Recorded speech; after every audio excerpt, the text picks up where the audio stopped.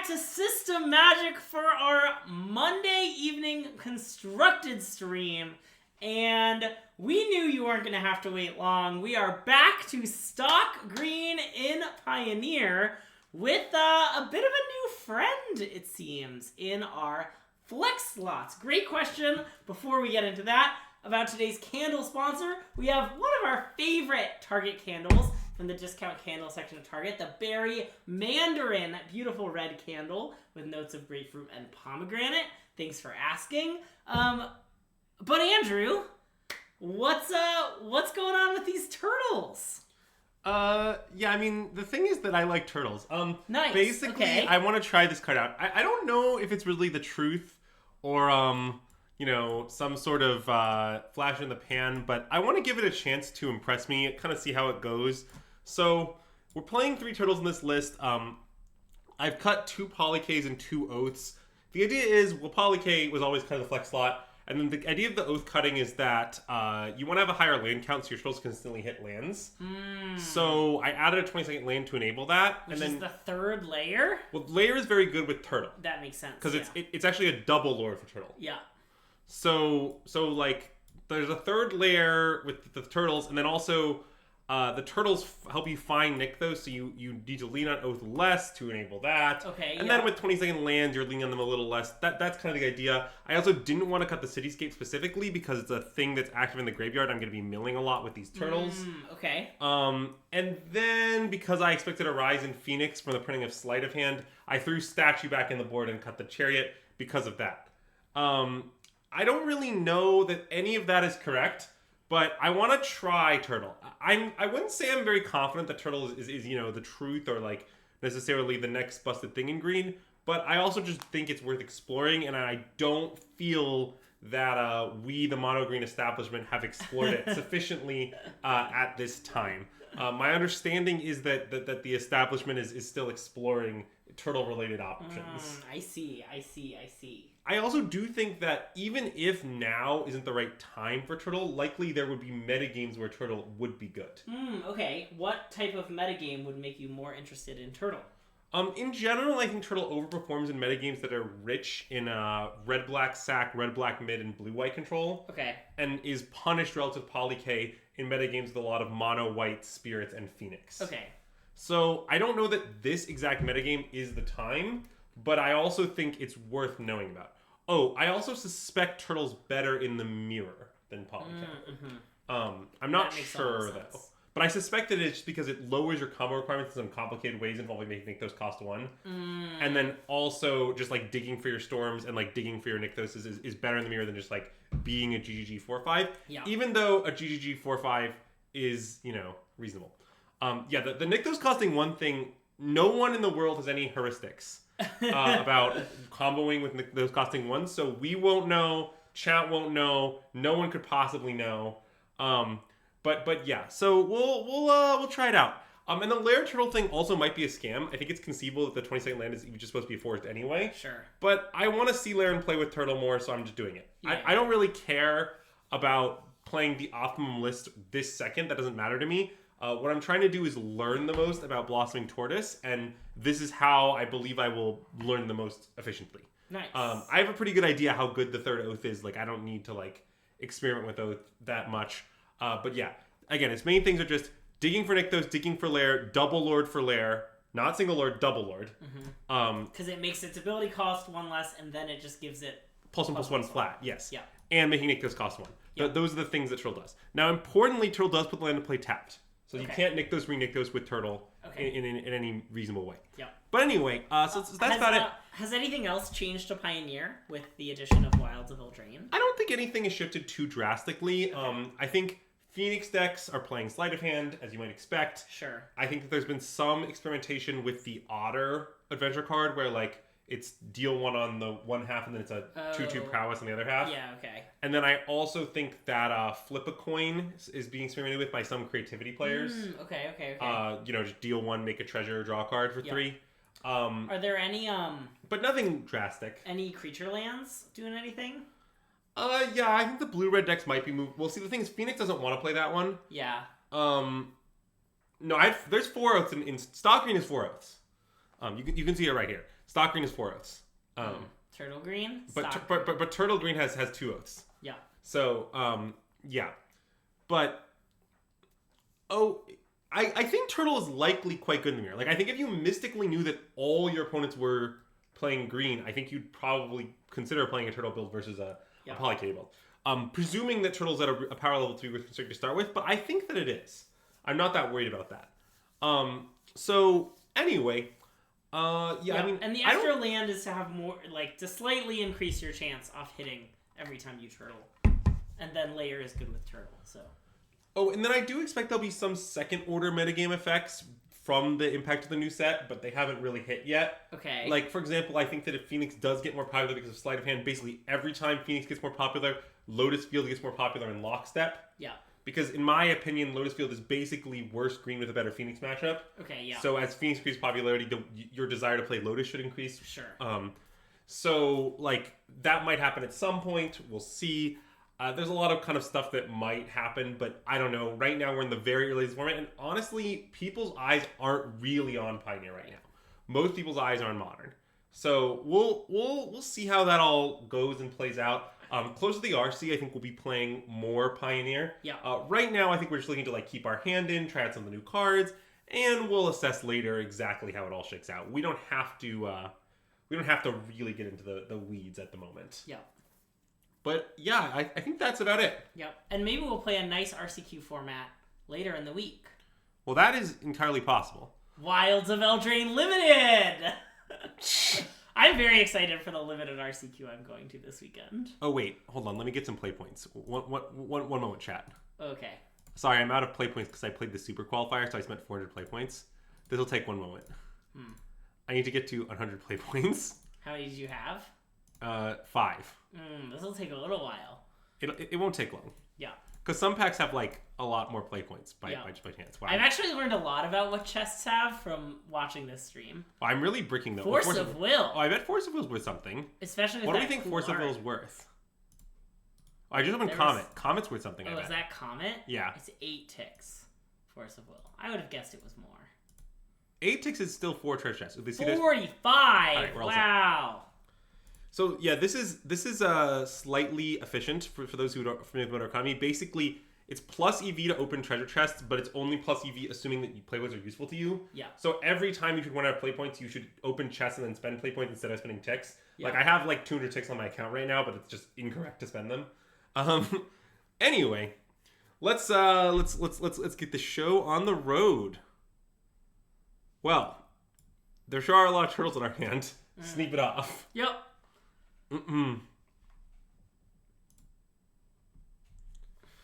Yeah, is that because Force of Will's washed now? Is that the deal? Is Force of Will washed? Kinda. I don't know. Is it because there are other more fun forces? I just think that the expressive iteration bans were pretty bad news for Force of Will. Obviously not like, unplayable or anything. Blooming Marsh. Interesting. We should probably play Boseiju. It's a little complicated. Maybe we shouldn't actually. So wait, are they? They're probably elves, right? On Blooming Marsh Elfish Mystic start? I don't know.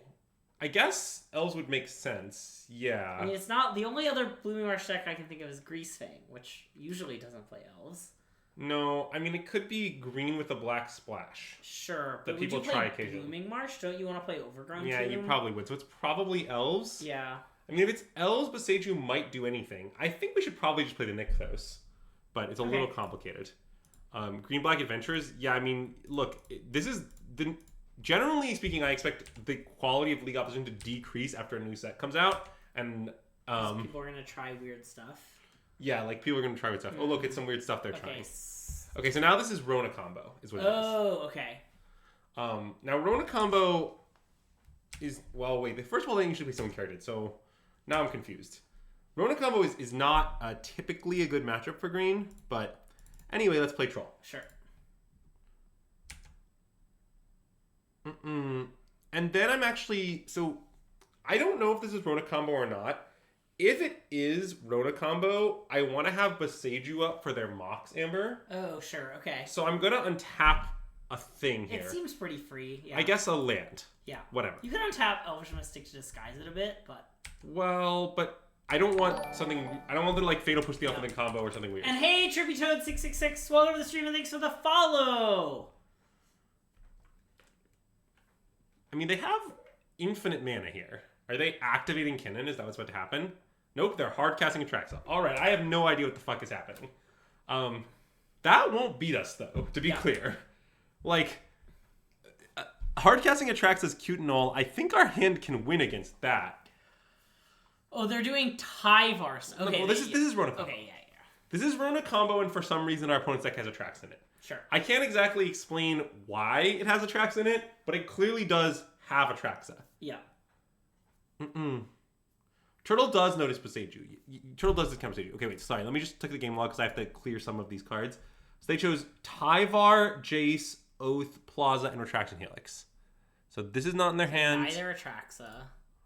These aren't in their hand. This isn't in their hand. Tyvar, Oath. One of the Helixes can go. These 5. Yeah. Is what they chose. All right.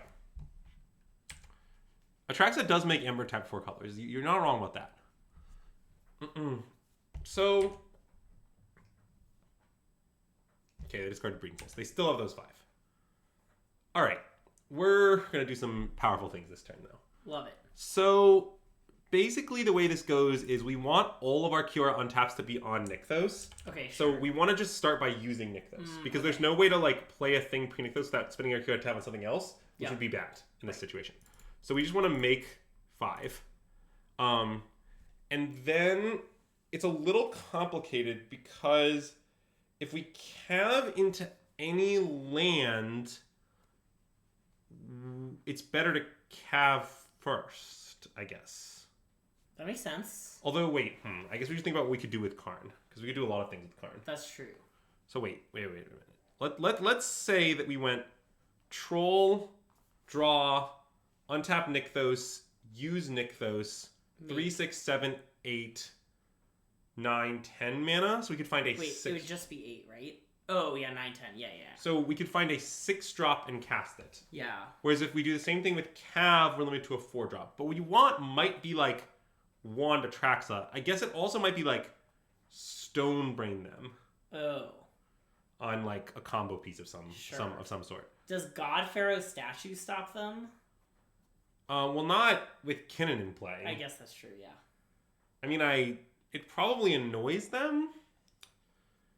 It somewhat seems to me that casting Cav is good, because even if we completely brick on lands, we can still go Beseiju, untap Nykthos. Yeah. And then we still have 3, 6, 8 mana, so we can still Karn for Stonebrain, which I think is what we want to do, because it seems hard for us to lose to, like... I don't think we're going to lose to Atraxa. I agree. I like all that. So I think we should just cast Cav. We need to do this before Nykthos untapping, so we can see if we re-Nykthos or what we end up hitting. Yep. So, yeah, okay, I'm going to do that.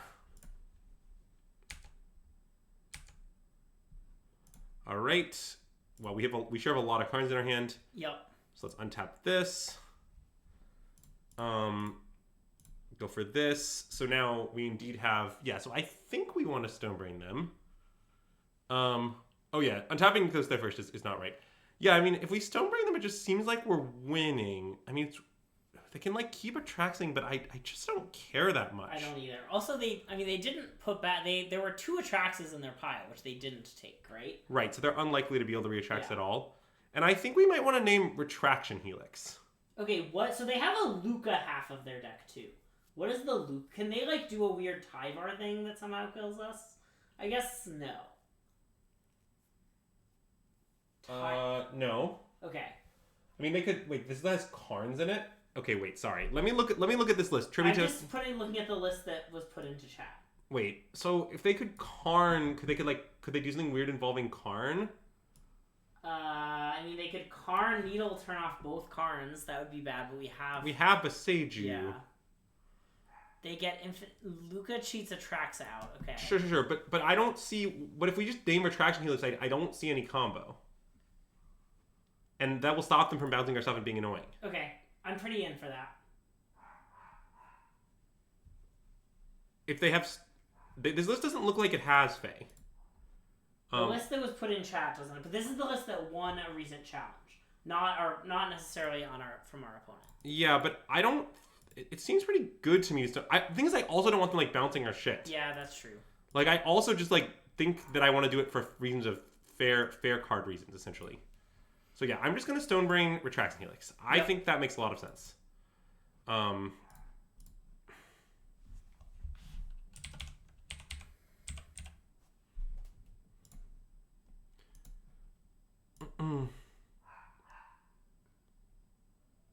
All right, so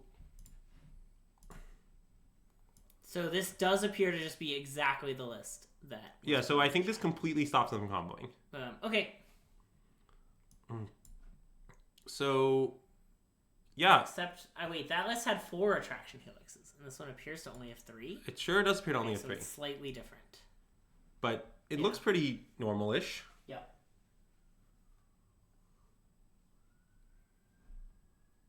They're on 3 Tyvar, 3 Helix. Oh, 3 Helix, 3. God, okay, I'm not gonna try and find the changes. Don't do that. Yeah. And I want to not play Besaid You, if that wasn't obvious. Yeah. Also, we already played land. Oh no, we didn't. We definitely didn't already play land, okay. But I don't think we want to play it. Yeah.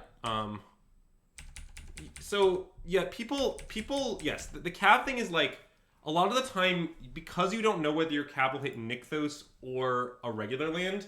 People like to pre-untap Nykthos when they should just wait to see whether they can a re-Nykthos or a regular forest instead of having to commit to one or the other in advance, essentially. Because you could easily Cav into only Nykthos. That actually happens pretty frequently. Your deck has 21 lands in it. 22 in this case. Yeah. So, like, yeah, people do that all the time, and it's often incorrect. Left person, which is me, your mic is up. This mic doesn't pick up anything. That mic doesn't do anything. We have another mic that's just you can't see. Also, do they mean our left or their left, do you think? I assume they mean the person that when they look at the screen is on the left, which is me. Even though, famously, in real life, Andrew is on my left. Yeah, I consider myself on the left. I'm a little hard to hear. That actually is because the mic is kind of far from me right now. It's sort of by me right now. Usually we put it by Andrew because I tend to be louder. Okay, you can put it here, but you can't... Okay. Oh, wow. Okay. That concession is just correct. off it. Okay. I think they were pretty dobs. As long as it's not... Can you still see chat if the mic is there? Yes. But let me tilt it down slightly. Okay. Okay, because I can't see the Moto game log, but that really... Okay. Couldn't matter less. I mean, I'm going to close the Moto game as well. So... And thanks for letting us know that I'm a little hard to hear. I can also just project more. I'm trying to remember how I historically sideboard against weird Rona stuff. I think I don't sideboard much against it usually. I mean, the fact that they have Atraxa means, like, I don't want to board in anything... Like, we need to make sure we have answers to Atraxa that we can wish for. Yeah. So, for example, we don't want to board in Wand, even though I sometimes do that against Rona decks because you can Wand the Rona. I suspect I should submit. Although it wouldn't be crazy to board in M Stone and W Stone. Okay. Just to, like, remove Rona, remove... Sure. Kind of remove garbage, and if they don't have it, it's a removal card. Do you like that more than Cityscape in the main? Well, they could Karn for Pithing Needle. So I don't want to be Cityscape-less. Okay. I think you should press Submit. I think so, too. I think this is the swap I could consider here, but I think I mostly just want to leave Tortoise for data. Yeah, leave Tortoise for data. I love it. I don't know if it's right.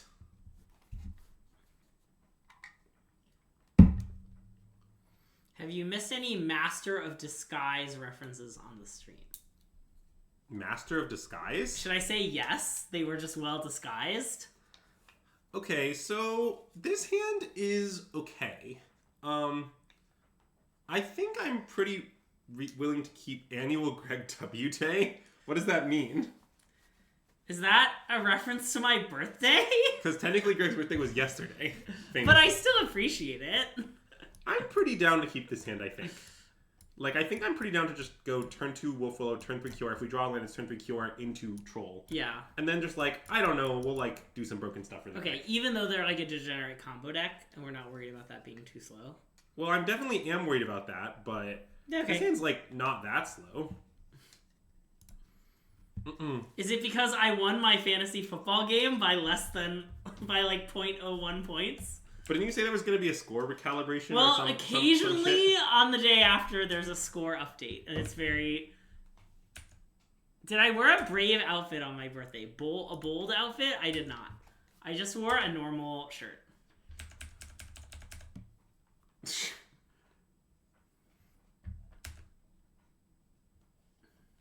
Okay, our opponent playing lots of mana dorks. The thing about playing mana dorks and missing land drops is that it's actually not better than just hitting land drops. This is an important concept in Green and also in all other contexts. Yeah. So, yeah, next turn, I mean, we're going to go Kiora Troll, and then the next turn we're going to go Omega Nuts. Yeah. And this Tortoise might do some good work, honestly. Yeah. Tyvar. I mean, that's scary. That's reasonable. That's reasonable, Jason. Uh-oh. I do not like the Roni here. That's bad. Especially if they can activate it now. I mean, if we die, we die. I don't know. I try not to stress too much just because their deck is like an elaborate bajillion card combo, and like, I don't know, if they do it to you, they're going to do it to you a lot of the time. Would you say that their deck is a bit like the Pokemon Charmeleon? Yes. Nice. This is concerning. Alright, well, our opponent appears to have the combo. So this does kill us.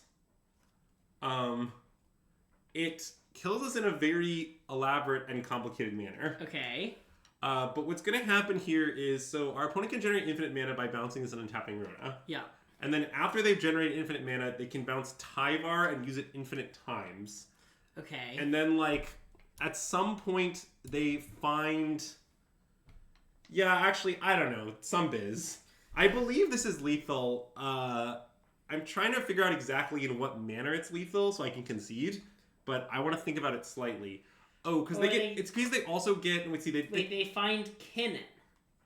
And they can Kinnan to put everything into play. But all the non-human creatures in their deck. Right, and then Kinnan will put Atraxa into play. Atraxa will dig for something. I mean... Yeah, what's weird here is, like, if this is a tournament that matters to me, the correct place let them do it because this combo is so click-intensive on Moto, it's, like, not really reasonable to execute. Oh, they find Karn. Well, how do they find Karn? With the Atraxa. But what if Atraxa doesn't find Karn? They only have, like, 2 Atraxas or whatever. You can bounce it with Rona? Or maybe they have 3. Oh, they can re-Atraxa. They can repeatedly Atraxa. So I guess... And then Karn finds Aetherflux Reservoir. Wait. You can get loots because... Oh, yes, that's true. So they can draw their deck and they have 1 card in hand and then Karn gets Aetherflux. Yeah. Okay, so this is lethal, I think. In many convoluted ways. Yeah. Well, you also just... I believe you actually just can also minus Tyvar, funnily enough. Because the Tyvar for Kinnan for Atraxa thing also functions. So I don't know how much of this I want to sit through. But the thing is, it's very ruthless to sit through it, which bugs me. We can give it another minute or two. Talk about other Greg W's. Maybe we should talk about other Greg L's. There are none. That's unlucky. Sit through all of it? Oh, Chad wants to see it. I mean, Chad wanting to see it is nice. Well, minusing is definitely as horrific as plusing, because eventually you mill your whole library. Oh no, wait, but you could mill over all the Atraxas before you find the Kin. Okay, so maybe you do have to... Okay, they're gonna kill us pretty quickly, it looks like. Okay, now they have Karn. I think we're about to be dead. Yeah.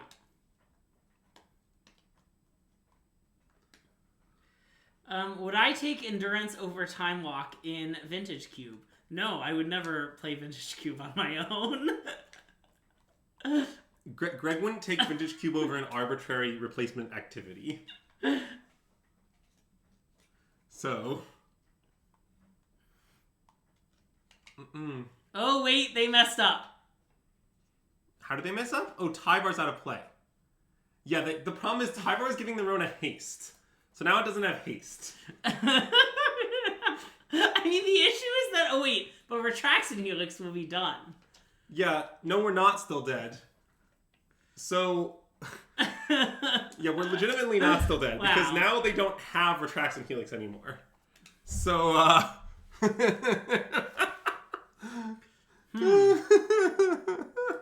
mean, obviously we could still easily and comically lose, but, you know. Ooh, this is a much better question when sitting next to Andrew while he's playing Vintage Cube, but I tell him to take Endurance over Time Walk. Well, see, what you should know is that Andrew pays very little attention to what I say when we're Vintage Cubing, but no, I would tell him to take a member of the Power 9. Yeah, so, look.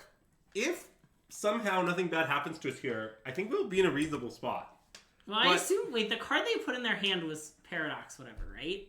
Yes. No, okay, now they're putting Wish Claw. Okay, so they can now Wish Claw for Attraction Helix. Oh, okay. That's concerning. That is concerning. I'm concerned about this development. Hmm. Yeah, after what happened last time, I'm gonna let them do it. I guess so. Chat wants to see it. I mean... Yeah, like... maybe they'll Paradox Engine them, or Aetherflux Reservoir themselves. Sorry, I think I've said Paradox Engine many times when I meant to refer to Aetherflux Reservoir. They're basically the same card. Yeah.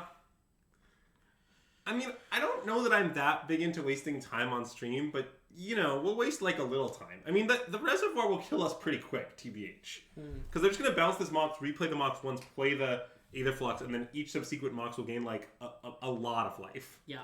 Like, the life will add up extremely quickly. So...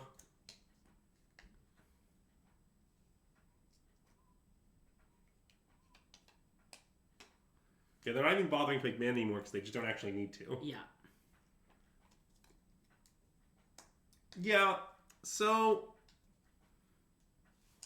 Anyway, while we wait, if anyone wants to know how to actually draft Vintage Cube, I posted a flawless and very intelligent tier list that many experts agree is the greatest Vintage Cube tier list ever written. So, yeah, you can enjoy that while our opponent kills us with the Aetherflux Reservoir. Mm-hmm. Nice. All right.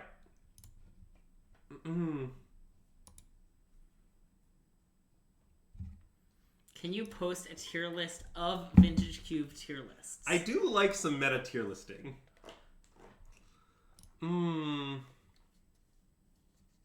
Yes, it's the best deck. Or at least it was before the new set, and I don't think the new set will change anything, but we'll see. I can imagine the meta shifting in a way that it wouldn't be, but I don't think it's very likely. We'll do this time. Okay. Reasonable. Okay, well, this hand is heinous. Send it back. Well, I mean, in Turtle we trust. I mean, I think we should keep this. This hand looks great. And I assume we should just tuck one of these elves that are hanging out here. I mean, we could tuck the turtle. That's true, but the turtle will, like, find us lands. Yeah, okay. So wait, like, our draw here is... Well, maybe we should tuck Turtle, because I guess we could turn 3 Storm pretty easily. Yeah. Well, it's not 2 L's, because turn 3 Storm is pretty good. Are you aware of that? Like, if we tuck the Turtle, we're, like, committing to not storming on turn 3. Yeah. But storming on turn 3 is really, really good. I think it's probably good enough that we should just tuck the Turtle. I don't hate Tuck Elf for data reasons. But we're playing against Rona. Okay, fine. Yeah, Tuck Turtle. I like Tuck Turtle. I think we should tuck Turtle against Rona, is my opinion. I think there needs to be a top 50 list of top 50 lists. Yeah, that's very reasonable. Also, it's important to lead on Mystic here because we have 2 Mystics. Not a joke. I mean, it's a little joke. So if they Declaration of Stone... On turn 1, yeah. Yeah. I would tuck Polycake here. That is true. Yeah. All right. Some elves. I mean, this is a good situation for us. Obviously, we could, like, be dead very quickly. Yeah. As is often the case in this matchup. But, you know, to be clear, Rona is generally not considered a great match for mono green. Their deck is somewhat unplayable, so you win a decent number for that reason. But, like, it's definitely not, like, structurally good. Okay. So, wait. Now we need to assess... Wait. Can we play Wolf Willow for 0 mana? I think so, right? Yeah, right? We Wolf Willow the forest off 2 elves, then we use Nykthos for 4, then we play Calf? Yeah. Sounds pretty good to me. I mean, it's unfortunate that we didn't get there on the storm. Yeah. But, you know. It looks like we wouldn't have actually played the turtle anyway, so the elf was still better. Yeah. Okay, Cityscape in the bin actually might do something here. Sure. Again, modulo us being dead right now, which could happen.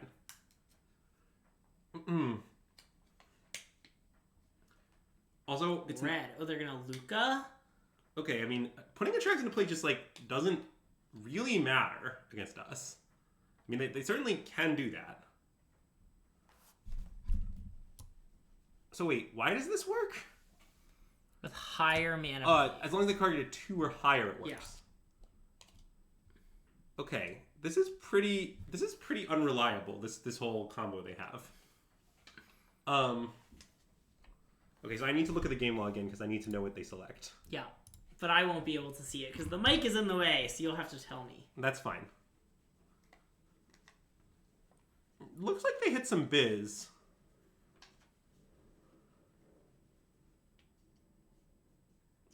Thoughtseizing us, like, wouldn't be my favorite, but I don't think that our opponent's deck has Thoughtseize in it, notably. Yeah. It does appear that we will lose our Nykthos. Oh, because they're going to Boseiju it? That would be bad. And you know what would be good against that? Turtle. But anyway, I mean, we can still Storm without Nykthos, but yeah, it's scary. Okay, so wait. Let's hear. So they took Sylvan Caryatid, Tyvar, Mox Amber, Boseiju, and Retraction Helix. So wait, of those cards, they have Tyvar and Retraction Helix left. And Boseiju, I guess.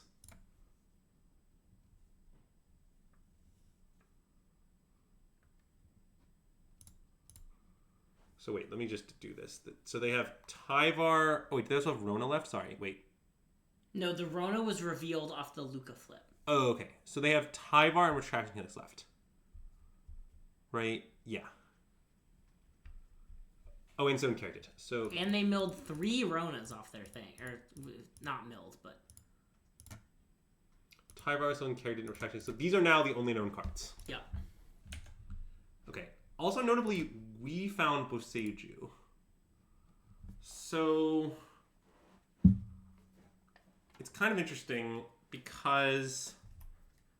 We could, in our own draw step, Boseiju Mox Amber. Oh.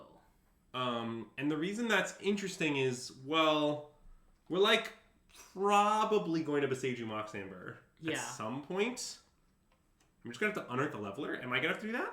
I mean, I certainly could unearth the Leveler. If I unearth the Leveler, I guess I can just kill. Wait, 1, 2, 3, 4. I mean, if I unearth the Leveler, I could then kill the Atraxa, kill Luca. Does any of that matter, though? Well, it matters a little. I mean, it would... I'm not sure it does matter.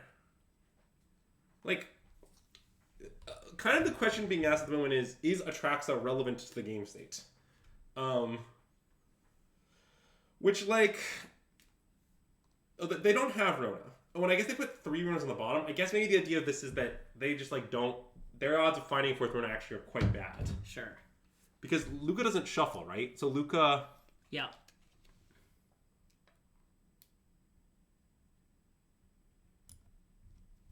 Yeah, I think we should go to draw step. Go to main phase, you mean? Go to main phase, yeah. Okay, so that means you want to just get Cityscape Leveler. I think my intent is to get Cityscape Leveler, although I'd like to see my card. Well, you've seen your card. It's Boseiju. Oh, wait, you're right. It just seems that if we kill the Atraxa and kill the Luca, they have nothing, and they're, like, dying to beatdowns. Yeah, I mean, unless their last card is 4th Rona.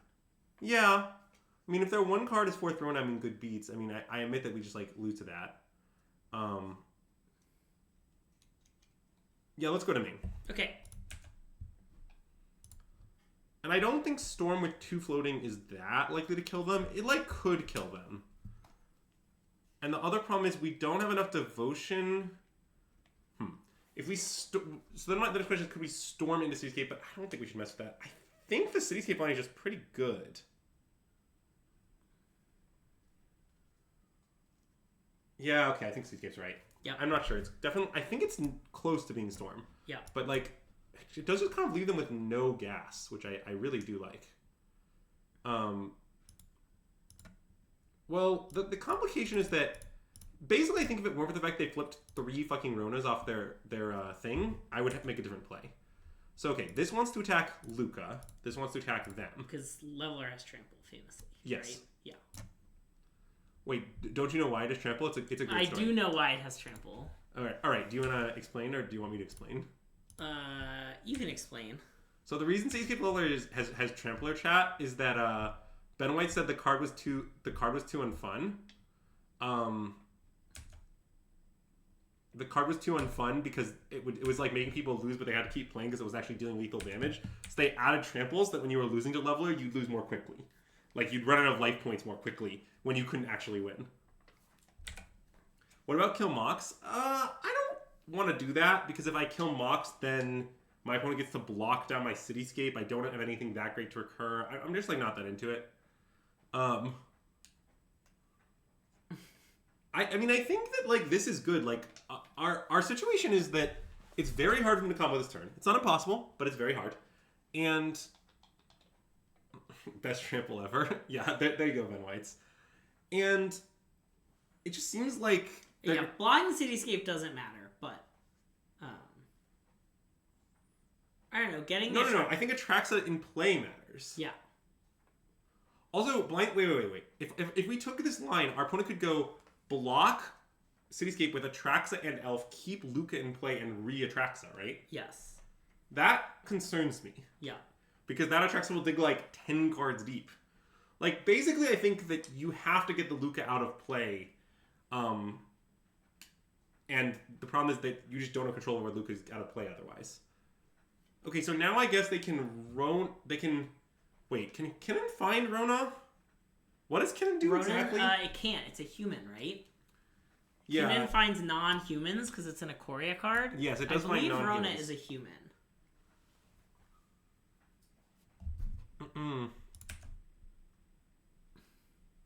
Oh. I see. Curious. Perhaps we should Karn Stonebrain Rona. That seems pretty good. I mean, I guess we can discuss a little bit what we should Stonebrain. It's probably Rona. It could there might be some weird lines where we could Stonebrain something else, but yeah, like this seems pretty winning. We could maybe lose a fair game to Atraxa, but with Storm in hand, I'm just not that worried about it. Uh-oh. No, they're just making mana while they can. Oh, okay. I mean, I don't know. Maybe they have something to do with it, but I mean, we know I guess we know they have Retraction Helix still. Yes, we know they have. They played just the Plaza. Retraction. Yeah, they played all three other. They played all three other cards. Yep. All right. Well, let's ask our opponent. What does Stonebrain have to do with it?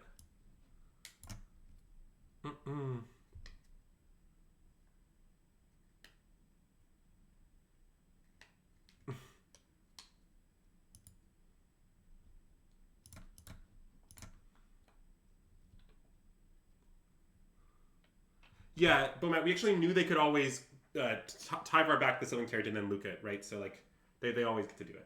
Okay, so they were responding to this by activating Kinnan.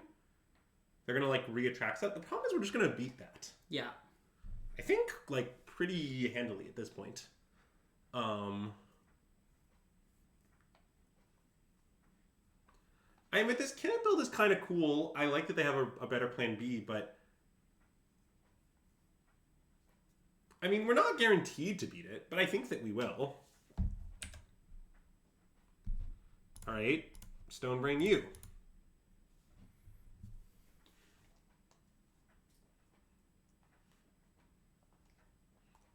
Few things in life are guaranteed, Azax. Few things in life. In paper, Kinnan can put Rona into play. That is true.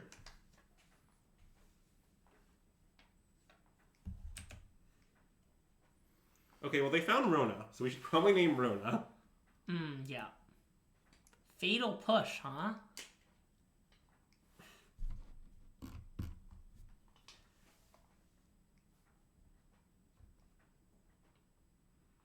They chose Oath. God, this is so annoying. They chose Oath, Karn, Plaza, Fatal Push, Rona. So they didn't choose Luca.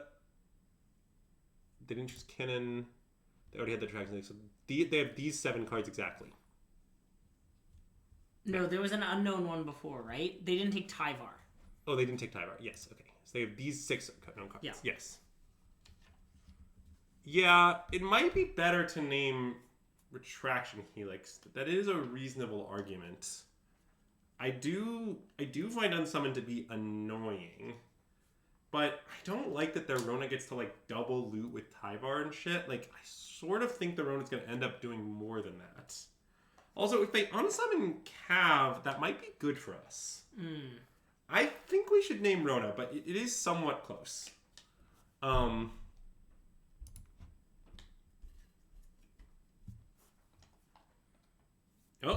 okay. Well, that makes me much less interested in naming Rona, famously. Since... I mean, name Retraction is because this is not in their hand now. Yeah. There's 2 in the bin. Like, I don't know.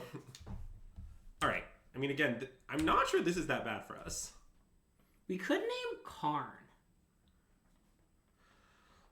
I mean, that's very dangerous. Yeah, okay, maybe that's too dangerous. I mean, if we do that, we're not unlikely to be dead next turn. Jeez. Karn is going to kill us. They have 12 mana. What can they get with Karn? I don't know. The deck's definitely a little different. Paradox Engine? That's pretty scary. What would Karn Paradox Engine do? Paradox Engine says whenever you cast a spell, untap all non-land permanents you control. Right. So then they can, like... I don't know see how that goes anymore. Well, every time they cast a spell, they pin in. They kin in. Oh, and it's a... Oh, that's a good point. Well, it's basically... And I don't understand. That's basically Helix. How do they keep?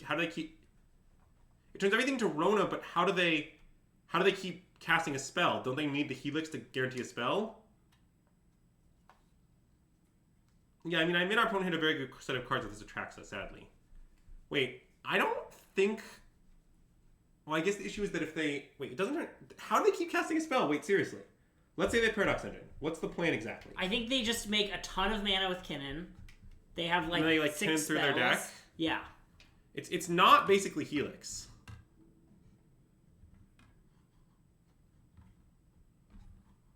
I mean, maybe I have to name Karn Grid Creator. God. I mean, if 2 Retractions is gone, it's not that crazy. I think maybe we should name Karn. Okay, I like naming Karn. I don't really know what's going to happen, but it seems like it will result in us losing. And with the... Like, well, this is only possible because they expended their Retraction units, but we know that they did. Yeah. So, in fact, there's 1 Retraction units left. Yeah, this seems very reasonable. So... Take these 3 Karns. Their deck looks similar-ish. Apparently, they just have 1 Fatal Push, 1 Abrupt Decay. Sure. They ran the numbers. Yeah.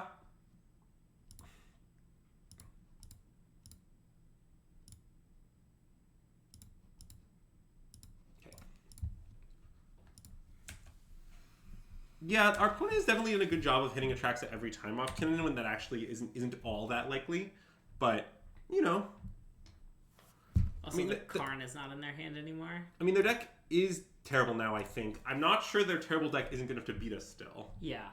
I mean, notably, like, the problem is because they have Fatal Push and Abrupt Decay, they can, like, kill 2 of our elves and kill our Karn or some shit like that. Yeah. And then I'm pretty worried about the fair game. Yeah, Kinnan certainly does not conjure Atraxa into play. Despite appearance to the contrary. So, obviously they can dig for their third Retraction Helix if they ever find it, we die. Yeah. But I don't care about that.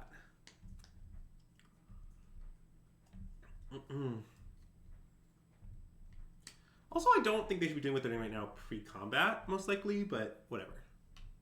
Because, like, they can't make mana off their artifacts at the moment. Yeah. And so, like, they have to, like, this way they have to, like, commit to, like, it's all sort of weird. Like, did I know Kinnan is... Yeah, I mean, no comment on that. So... Are we able to win this game from here? I think the answer might be yes, but it's not going great, certainly. Oh, are they killing Karn with their elves and then they're going to hit me for a bunch? Is that the plan? Okay. Appears like it. I mean, that's somewhat reasonable. I think they might be better served by, like, using those to do stuff if any of their stuff matters, but maybe none of it matters. Yeah. Do you think our opponent should flip Rona here? That's not a joke. Maybe. Oh, they found it. Well, we're dead now. Well, the funny part is... I think I'm in the same comment. I don't know how our opponent wins from here. Good point. So, like, there aren't any Karns in their deck. So, okay, they just bounced my Wolf Willhaven. Classic. Alright.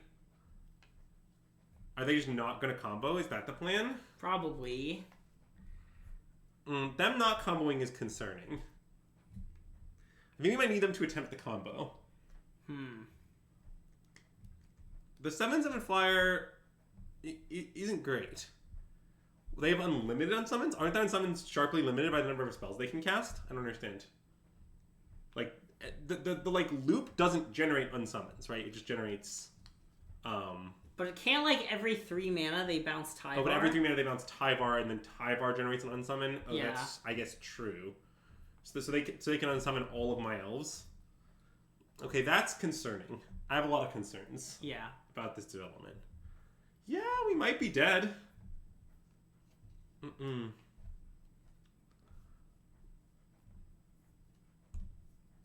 Let's see how events transpire. Okay. We'll concede soon enough. Yeah, it is true that they can attack us with the elves and the Kinnan for 12 damage. I guess there's not that much we can do with that. I mean, obviously we can block with our elves. The funny part is our opponent will never be able to combo again because they're out of attraction elixir, but they just won't need to, I guess. Yeah. I mean, I could have wished for something else. I was mostly just hoping that Kinnan wouldn't hit Atraxa, TBH. Yeah.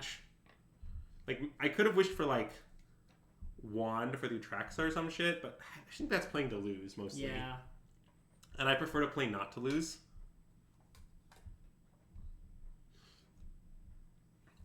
Technically, it's only homomorphic? You can't say that, our math.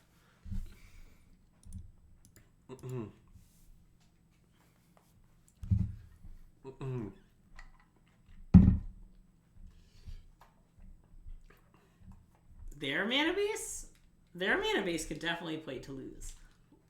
They can play it right now. They have so many Plaza heroes. They just drew Retraction Helix, yes. Yeah. They just drew their third Retraction Helix in like 2 looks. Yeah. Which, I don't know, it's kind of a beat, but yeah. I think we were dead anyway, but... I'm not so sure that we were. Yeah. I mean, we might have been, like, even if they kill 2 elves, we can untap and cast Cav. Yeah. And then, like, if we Cav and nick those, it's going to get pretty out of hand. That's true. But obviously, we could not draw that. Oh yeah, look at this. Psh. The Talarian Obliterator. Now Rona's not a human. Alright. 4 elves? I guess so. Wait, aren't we just dogs if we do that? But I guess we don't have any other play, so. Yeah, okay, we can concede. Rona does appear to have trample.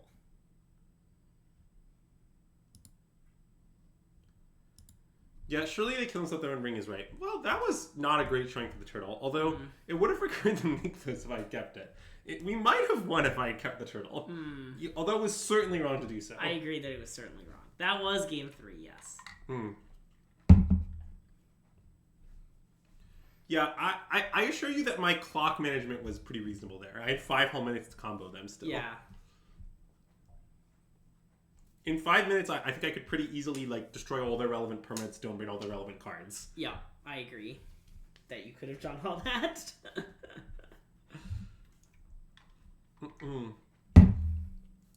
Yeah, it is funny that the best wing edition on Moto is not killing them. Isn't that true in real life? In real life, you just kill them. I guess that's true. I was thinking about, like, Tron. You never kill them with Tron. That is true. Wait, do you want to know my favorite quote about Tron? Well, you see, Wormcoil Legend has Death Touch. If it hits your opponent, they're dead. That's true. Okay, yeah, I'm aware of this because I've practiced it in the mirror before. Because I was afraid about, like, you know, my ability to combo going to regionals last time, and so I just practiced, you know? I said it a bunch. God, comboing is great.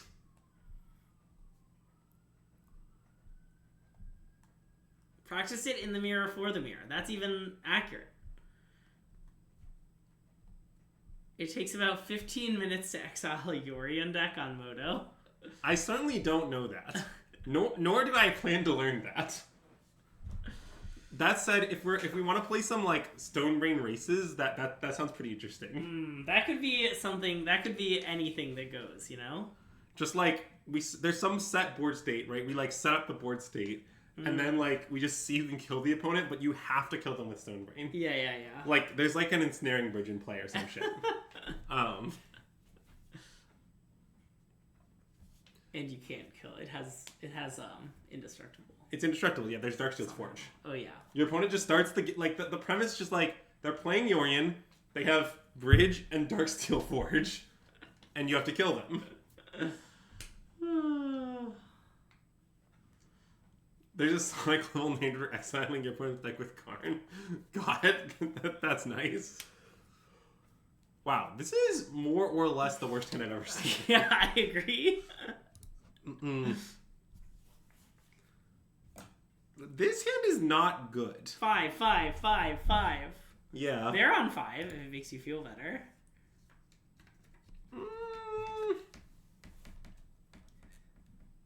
I might keep this.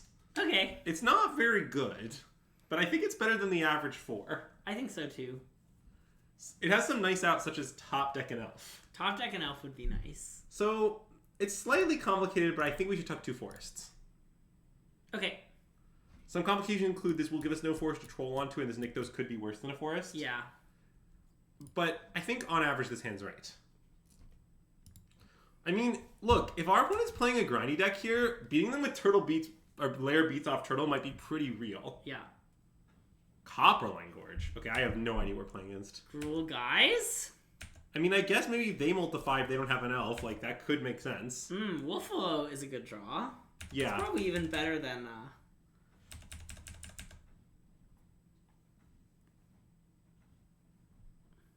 Beats off Turtle. God damn it, chat.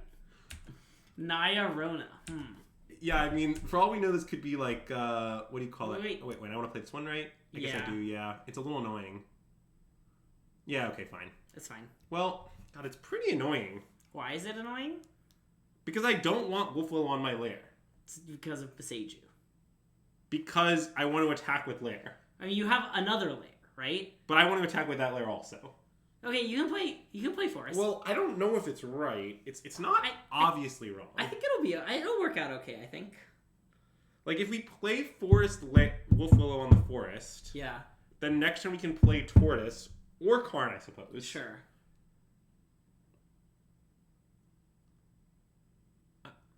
I think it might be okay. It might not be okay. Fine, I'll play a lair. I don't really know if this is right, but it's not crazy. I'm not that worried about the Beseiju thing. If they Beseiju me, they Beseiju me. Look, like, yeah, I'll live. I'm mostly just worried about the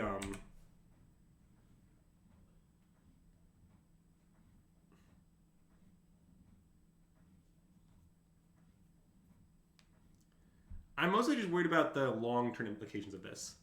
I'm also very uncertain, depending on what our opponent does, if we should play Karn or Turtle next turn, legitimately. Okay, I guess... I'm pretty into Turtle. Yeah, I mean, now if we play Karn, well, what's nice about playing Karn is that they can't haste a vehicle at us. Oh, that's true. But what's nice about playing Turtle is it will make our Nykthos go really nuts the following turn, which I think is more important, most likely. I agree. Also, getting a Lantern would be really good. For, like, many reasons. Yeah. So I think we should play Turtle. All right, chat. Blossoming Tortoise is on the stack. We did it! We may or may not block Reckless Stormseeker next turn. We'll see. I mean... Also, they can't Skyvote next turn. They could Asika's Chariot. That would be bad. That's true. Nice. Well, we got a land. Okay, so that's very good. Because now...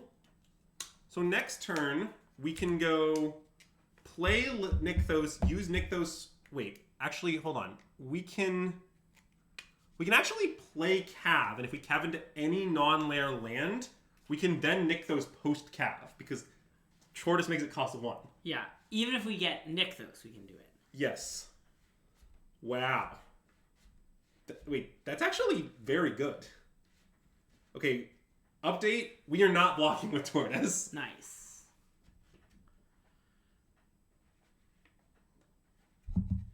Unless they attack with this 1/1. We will certainly block it. Well, we're on 3 for Signs. Yeah, it is kind of a beat that Turtle's not a 4/4. It really should be, honestly. I don't know what WotC was thinking when they made the card with reasonable stats. I don't know. I feel like it should be like hexproof or something. Aren't a lot of turtles hexproof? What would you say that statement means? Like a lot of creatures with the creature type turtles are hexproof. I don't know about that. All right, now we're talking. So wait, now we can go Kiora, Nykthos, use Nykthos, Cav, Nykthos. Yeah, without even Kiora, Nykthos, Cav. Wait, is that enough? Cav has to hit something. No, it doesn't. So this costs 1 to activate. Yeah. Okay, just start doing it. Okay. I trust you. You've never been wrong before. I've definitely been wrong before. But wait, I get even more mana if I cast Cav first? I really don't want to miss on a land though. Yeah, it is true that if I Cav first, it's... No, wait. I don't want to... This is better. This is better for many reasons. It, is less risky, and we draw more cards, and, there's, 7 upsides. I acknowledge that there's some chance that we have lethal. I refuse to do the math at the moment. I'll do the math when the time is right. Oh, wait, did I fuck it up? Wait, there's only 4 mana. Oh, I see. So I do have to hit any land on the cap turn. Okay, yeah. But that's fine. Wait. Okay, yeah. And if I brick on any land, it'll just be okay, right? I think it'll be okay. Yeah. Wow. I shouldn't have trusted you. Yeah, I somehow thought we had 5 devotion. I'm not really sure why I thought that, but that's okay.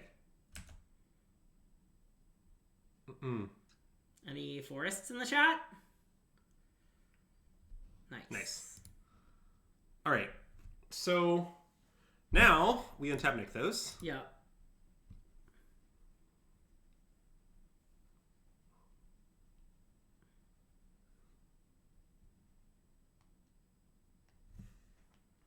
All right, we use Nykthos. So now we can Karn for a cheap thing of some sort. Yeah. Karn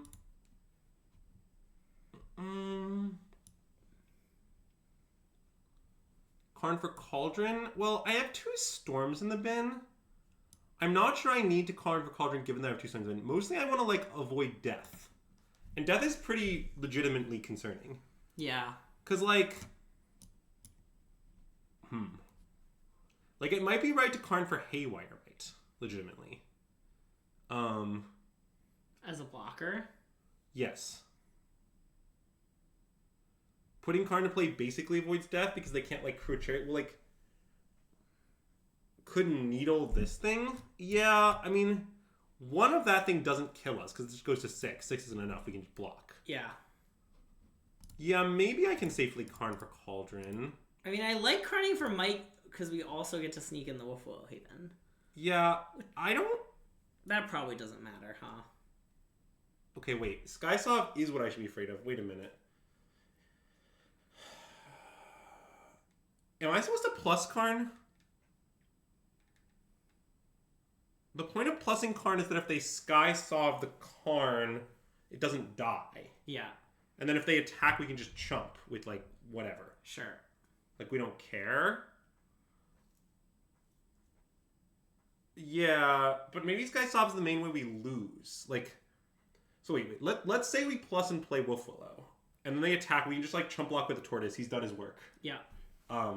We could even chump block with Cav and put Storm on top, actually. Yeah, that might be better. Yeah. Okay, so I think maybe that's good. Yeah, I like plus. I think plussing might be right. Okay, so I'm just going to play this. What about a Crowan War? Oh shit, a Crowan War is a huge problem if I plus. Why is a Crowan War a huge problem? They take Cav and haste it.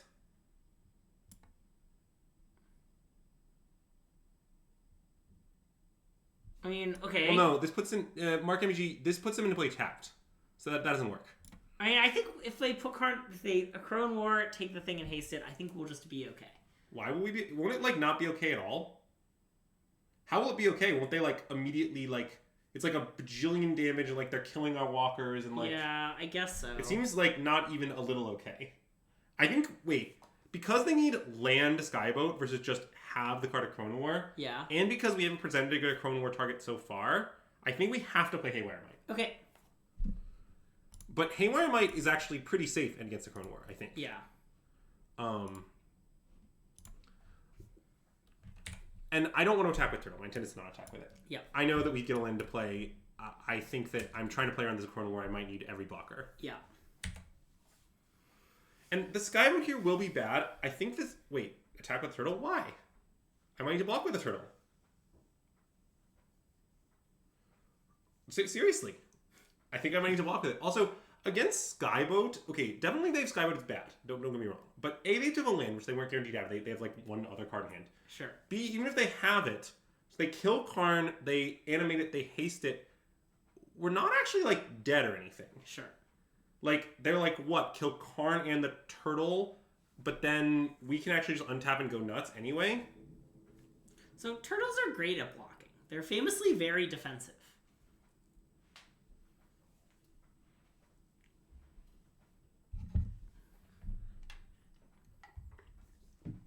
Yeah, it is. That is a good point, Sam. If they alpha'd, we might have them dead. Oh, with layers.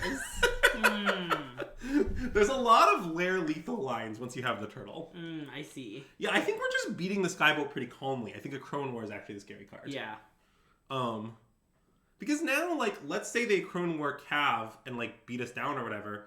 Well, it's pretty easy for us to, like, chump block with the turtle, eat something with the Cav, and then just, like, take some damage, untap Haywire Might it. Okay, so they're doing this. Oh, they're going to do this into the Crowan War? Interesting. Because I didn't think about this. Maybe I should have? Okay, I mean, this is fine. None of this does anything. I mean, we have to block this, because otherwise we're dead. Yeah. But, like, we're just going to block it and be winning, I think.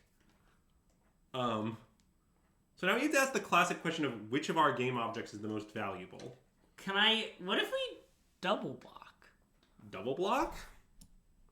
They're 6/7. Oh, that's pretty interesting. It'll be 7/7, I guess, in the attack.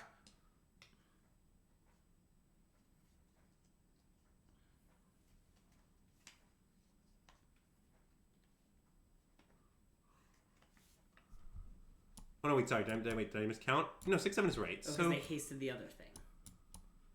And both are attacking us? Yeah, I mean, we have to block this. Correct. Is double blocking it actually right? Is that better than just like this? I mean, I do kind of like getting it out of play. I guess then they'll sack their other guy and kill our other creature. Is what'll happen? Yes, they can sack this and take out both guys. That is possible. But that's okay, right? I mean, it's okay. I don't know if it's better for us. Can I kill with Lair if I block with only Calf? Well, they can always kill this. Like, this turtle will be in play only if they allow it. Yeah. I mean, I think just like... Well, I guess maybe double blocking is genius. Hold on. Also, like, okay, if you make your block, they can choose to kill both your things anyway, right? Yes. Because... But we won't take damage. Well, it's 2 damage, though. Yeah. And, like, by double blocking, this really forces their hand and forces them to be left with, like, nothing. Yeah, because then they'll, like, kill our things, but they'll have nothing in play. And we have we'll put, like, Storm on the top, or maybe even, like, Turtle on the top. TBH. Sure. And then, like, we'll just go nuts. Okay, I think double blocking is good. It seems good to me. Yeah, I like it. The only other option, the only option to consider is we could... Oh, no, we take lethal, we block nothing. Okay. Yeah. Because the only... So, wait. So, there's one other option, it's this. So what that achieves is... To kill our Cav, they have to sack their thing. We are dead if their card is an untapped land. They played a land already. No, they didn't. Oh, yes, they did. They played a land already. So this line... It's either this or the double walk. Those are the only reasonable lines, right? I like the double walk, but I just kind of feel like if we remove all their things and we leave ourselves with 2 planeswalkers and a Cav trigger, we're gonna win. Sure. But hold on. Just analyze this with me for a moment. Sure. Let's say we block like this. Yeah. Okay.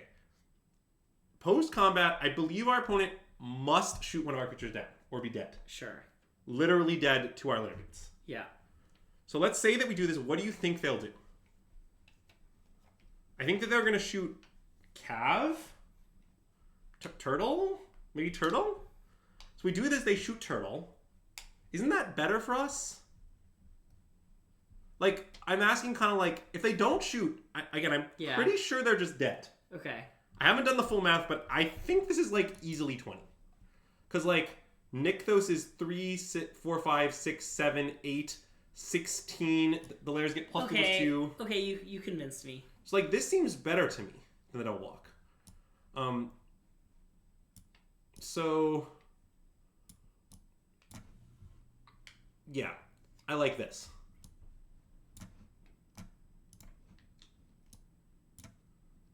And yeah, 6 plus 6 is just 12. It's just not enough. They'll just be dead. So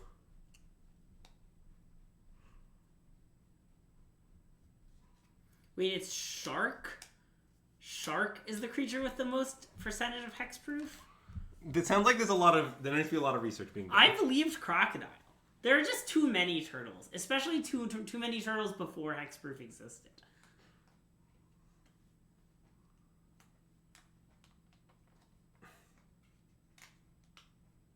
Yeah, so I think our opponent is currently just dead. Oh, well, now we can combo them. That, I think, was not necessary. Let's just kill him with the layer. Well, okay, let's do some counting first, but I'm pretty sure it's lethal. Yeah. So wait, we use this again. 15, I mean, it's lethal by so much. Yeah. So, yeah, okay, fine. We'll kill them with the lair. It's funnier. And I guess, is it better to have 2 lairs attacking them? Because the second lair costs 1 mana to innovate as a 2, or costs 2 mana to animate as a 2/2.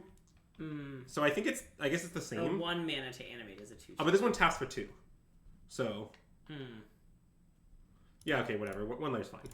So we'll just do this, right? Yeah. Yeah, it's the same because of the Haven. Agreed.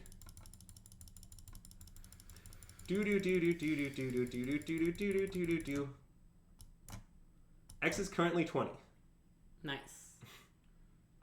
Activate for 19. No, I won't activate for 20. I'm good. Good job, Turtle. I mean, that game was a very good showing for Turtle. Turtle did a lot of stuff. Alright, so we're playing against Gruul Vehicles. I think historically I've not sideboarded too much in this matchup, but let's briefly think about it. I think Cityscape is not great. I mean, it's okay. Do they bring in needles, though? Gruul? Not usually. Okay. I'm trying to remember how I used to sideboard it. Wait, maybe I left this in, actually. Yeah.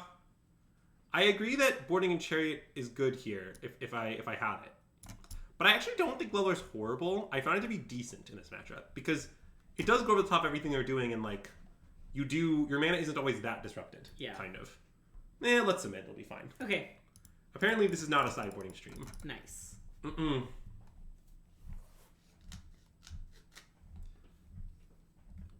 Well, is Leveler...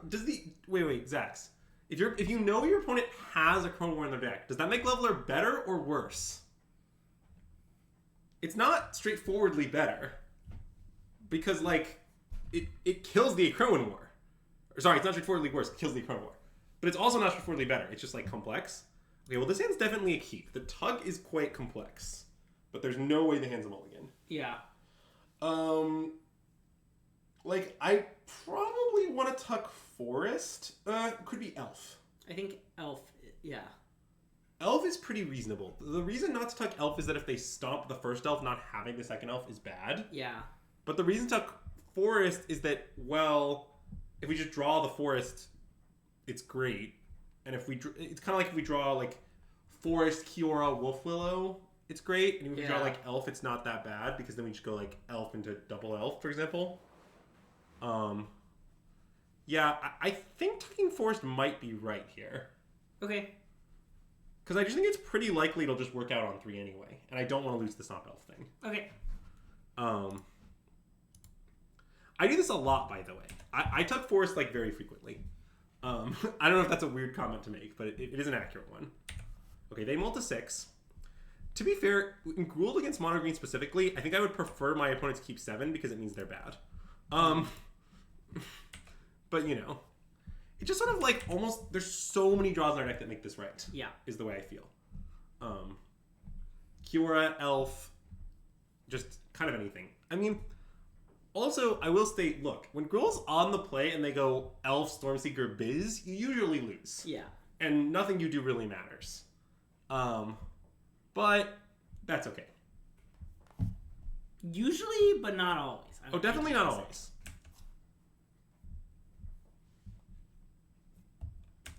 Any Biz? Nice, some Biz. I mean, this situation, honestly, given our hand, is even palatable if they have Chariot. If they have a Crowan War, we're in trouble. Yeah. And if they have Skyboat, I'm not sure. Well, they can't play it, notably. Well, yes, but yeah. Skyboat next turn is also concerning. Yeah. Yeah, that's how I would assess the situation. A Crowan War, we're definitely losing. Chariot, I think we're winning. Skyboat if Skyboat's in their hand and they have a play this turn, then I don't know. Like, if this is Chariot into Skyboat, yeah, that's, like, pretty scary. I'm not sure. I think we want to block with Troll, though. Wait, oh. Yeah, okay, right. Well, we gain 5 life and the mana's pretty relevant. Yeah, okay, good point. Because then we can Storm next turn, right? Yeah, we definitely can. I'm not sure if we should. Okay. Yeah, I think the block is clearly right. If they attack with a Stormseeker, I'll block that instead. Don't get me wrong. If I can get the Stormseeker, I will. But presuming that they attack with only Chariot, which is what I would do as our opponent, I will block with the Troll. I'm not sure what we'll do then, though. Our turn is pretty interesting. Although we will get to cast a classic 0 mana elf. As we all know, one of my many titles in this stream is expert on things that cost 0 or negative mana. Mm-hmm. So, okay, we play elf. Yep. Play Nykthos. So let's see. How much mana would you say we have? We have 6. So, if we cav, we can't keep going, which is unfortunate. But the storm is dangerous. Like, we could easily, like, not hit a big guy. And if we don't hit a big guy, it's going to be really concerning, no matter what else we hit. Yeah. I think cav is right. Okay. Partially because... It is pretty bad against Skyboat. Well, I know that, but I don't think Storm is that likely to be good against Skyboat. That's true. Right. The question is kind of the relative merit of the average Storm against the cav. Sure. And my opinion is just, like, in this spot, I think average cav approaches Storm. So, yeah, I think we should just cav. Okay. And basically, if they have Skyboat, I think we're in a bad spot at this point. And if they have... wow, a lot of Storms in the bin. And if they have... Wow, our Storm would have been... Cav land, though. Yeah, I mean, that isn't that great, notably. I mean, yeah, obviously I'd rather have a land than not have one. Ooh, if that Cav found Nykthos, we would have been able to keep Well, no, going. because we have additional land tapped, right? Huh? We would have had to play additional land to start with, so we still wouldn't. Because Storm found land Cav, right? Oh, you're right. That's true. Oh, wow, they just had a Crown War, or they topped it to Crown War? Yeah, okay, that's bad.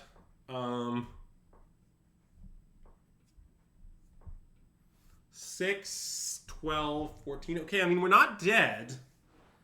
I mean, we need to go absolutely nuts next turn. but I'm going to take all the damage. And we're going to need every point of devotion, every mana we can get, because we need to probably kill them this turn. Okay, that's extremely good. Oh, you're right, Azax. Rare Azax W. Rare Azax W.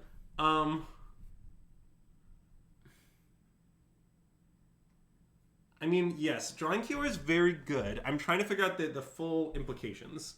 So, okay. We definitely start with Kiora. Yep. But then things are going to get interesting quickly. So, we make mana. I guess we should calve, because we still have 2 floating. Yeah, so we should definitely calve. Okay. It's, like, it costs roughly 0. Yeah. Possibly 1. Right? Wait, is this true? Wait, let me think about it slightly. You never tap Forest here for Haven reasons? That is correct, actually. Wait, I think my career is right. I think this... Yes. I think we should calve. So we do this, we calve. Yeah. Because we can renick those no matter what, is the thing. Even if we break. We didn't break. Nice. So we find Nykthos. We use Nykthos. Now I think our opponent might be dead. Wait, oh wait, there's something Kiora. Wait, they're probably not dead this second. Okay. Okay. So now, let's do some thinking. Because what we need to now decide is what set of things we want to use pre-storm. Yeah. Because this situation, there's 2 Nykthos down, so our odds of re-Nykthosing aren't that high. Well, they're not that low. Probably we should just use everything. It's the conservative line. Okay, including Karn? No, we're not going to play. We're just going to storm. Sure. Playing Karn doesn't matter, I think. Sure. Although, hold on. Actually, wait, there might be some weird lines. Because we could Karn get Haywire Might, kill the Akronor, we get back our calf, which gives us a bunch more devotion. Oh, that's definitely true. That's not what I was thinking about. Okay, yeah. What I was thinking about was, we could Karn. What I was thinking about was Karning for Chainveil. Oh. What I was thinking of Karning for Chainveil such that all future... Like, isn't Karning for Chainveil, like, mana neutral, and then all future cures will get a bonus activation? Like, isn't Karning for Chainveil really good here? Because doesn't it kind of cost 0? Well, I guess, like, it expends 12 to make our... It expends 14 to make our devotion worth of mana, so it's -5. Yeah, it's -5. -5 might not be worth it. -5 is a lot to pay. Yeah. Okay, I think I should just storm. Okay. After doing all the math analysis. Use Nykthos first. Okay. Yeah. I think I should just take the most conservative line possible, which is this. I like that. Alright. These things. Now we're pretty live to just be able to have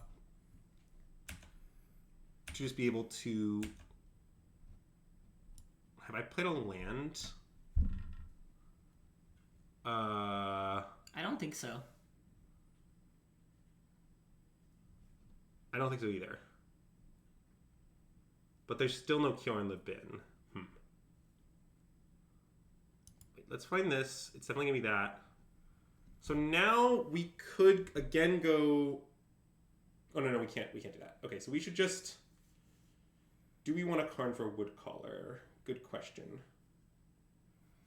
There's also Karn for Leveler, kill a Kronor. Yeah, that's true. There's 4 storms in the bin. God, I think getting Woodcaller is likely to be better. Yeah, like, we're at a very low life total. I think I should just get Woodcaller and keep going, is what I should do. And you're going to Woodcaller the Nykthos. Yes. To make mana. That makes a lot of sense. Yeah. Yeah, I don't want to pass the turn. For just, like, many reasons. Yeah. So... There are also a lot of cures in our deck, yes, which is quite relevant. We could, in fact, I think I could, what's actually close to being ready is I could Karn for Pestilent Cauldron here, Wait, actually, that's kind of interesting. And get back Nykthos? And get back Nykthos. I haven't played a land. I could Karn for Pestilent Cauldron to get back Nykthos, but I guess why is that better? It's better because I gain 4. You could also get back a turtle. Well, I don't see why the turtle's important. Oh, because, like, it's free, kind of? It might be free. I haven't done the math. No, but I won't have enough mana to play turtle. Yeah, okay. So Woodcaller... I think the Woodcaller's better. It's just, like, the life could matter. Okay, I like the Woodcaller, I think.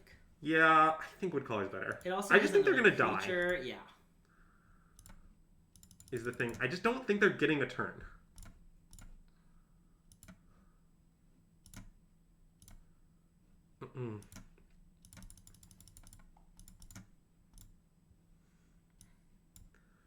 Okay, second Karn is good. And I guess a Tortoise? Sure. Well, how are we going to keep going after this? I mean, there's another... Oh. That's lethal? Wait, I don't have... Well, wait. Sorry, why would taking a land be better than getting Tortoise? Karn is a Nykthos. Oh, right. Right, yeah. Then isn't getting Tortoise better than getting a land because it makes the Nykthos cost 1 less to activate, which is better? Tortoise has to be better. Tortoise has to be better than getting land, yeah. So, let's get these. Yep. Oh god, I'm really low on clock. Alright. Mill 3, put back not Nykthos. Yep. And now... Well, I can't wish for Chain Veil because I don't have mana to play and use Nykthos, right? Oh, no, you do. No, I do, exactly do. Yes, yeah. I do. Okay, yep, so they're just dead.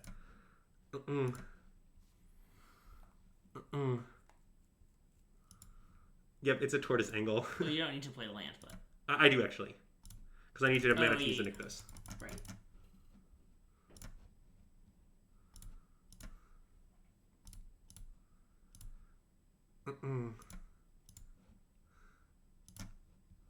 They're dead. Nice.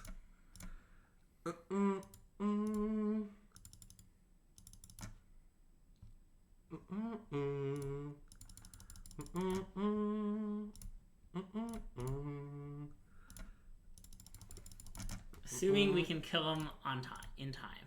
Yeah, it's not gonna be a problem. Nice.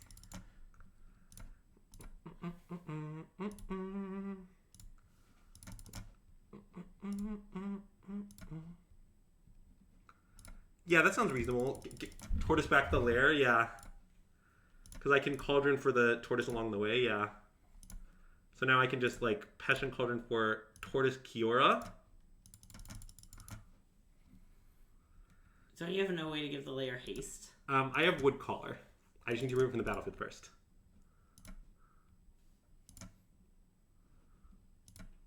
This might not be enough. This might not be clock efficient. It's possible I should just, Yeah, getting a new Woodcaller is really annoying, is the thing. No, it's actually not that annoying. It'll be fine. Okay. Because I can just, wish for 1 and then Cauldron it back, right? Yeah.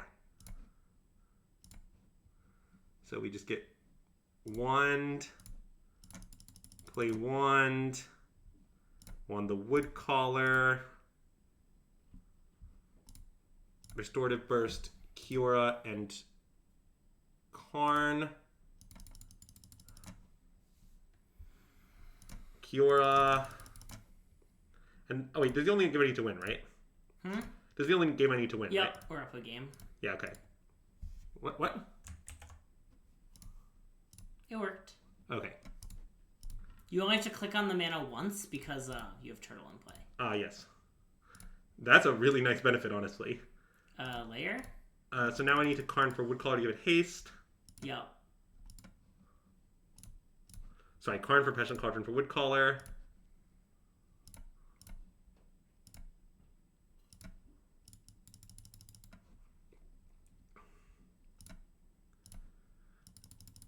Do this. Oh, I just cast instead of casting the prototype. Whatever. I assume you meant to do that, but I guess it's like. Oh, it's definitely worse, but it's fine. Yeah. It's definitely worse and couldn't matter less. All right. Wait, did you have to attack with it first? No, wait, obviously not. Nope. Okay. It'll just keep haste. And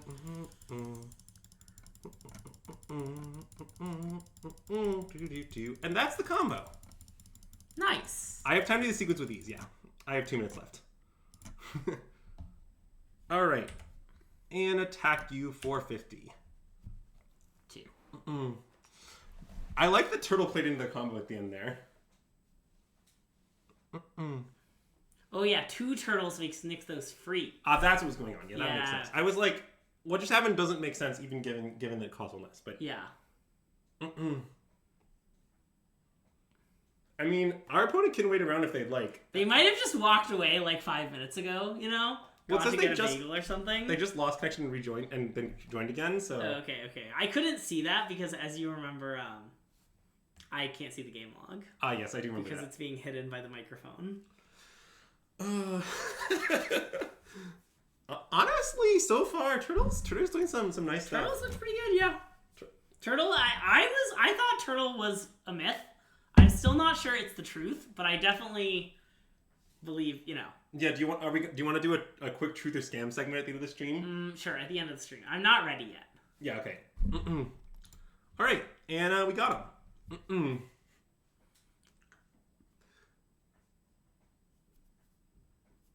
Yes, I do agree with all of that. It's good at killing them. Scam is the truth. That's true. Got it. I'm still tilted by how much we lose when we play Scam on stream, given how much I win with Scam when I play it on stream. Andrew's just like, okay, after our last stream where we like 2-3 with Scam or something, Andrew hit me with, like, he's never gone worse than 4-1 in a league with Scam off stream or something like that. I said 3-1 in a prelim, but yes. Sure, okay. But yes, what I said is roughly that. Yeah. I don't play that many leagues off stream, I play a lot more prelims. I see. Yeah, truth or scam is truth or truth. That is very true.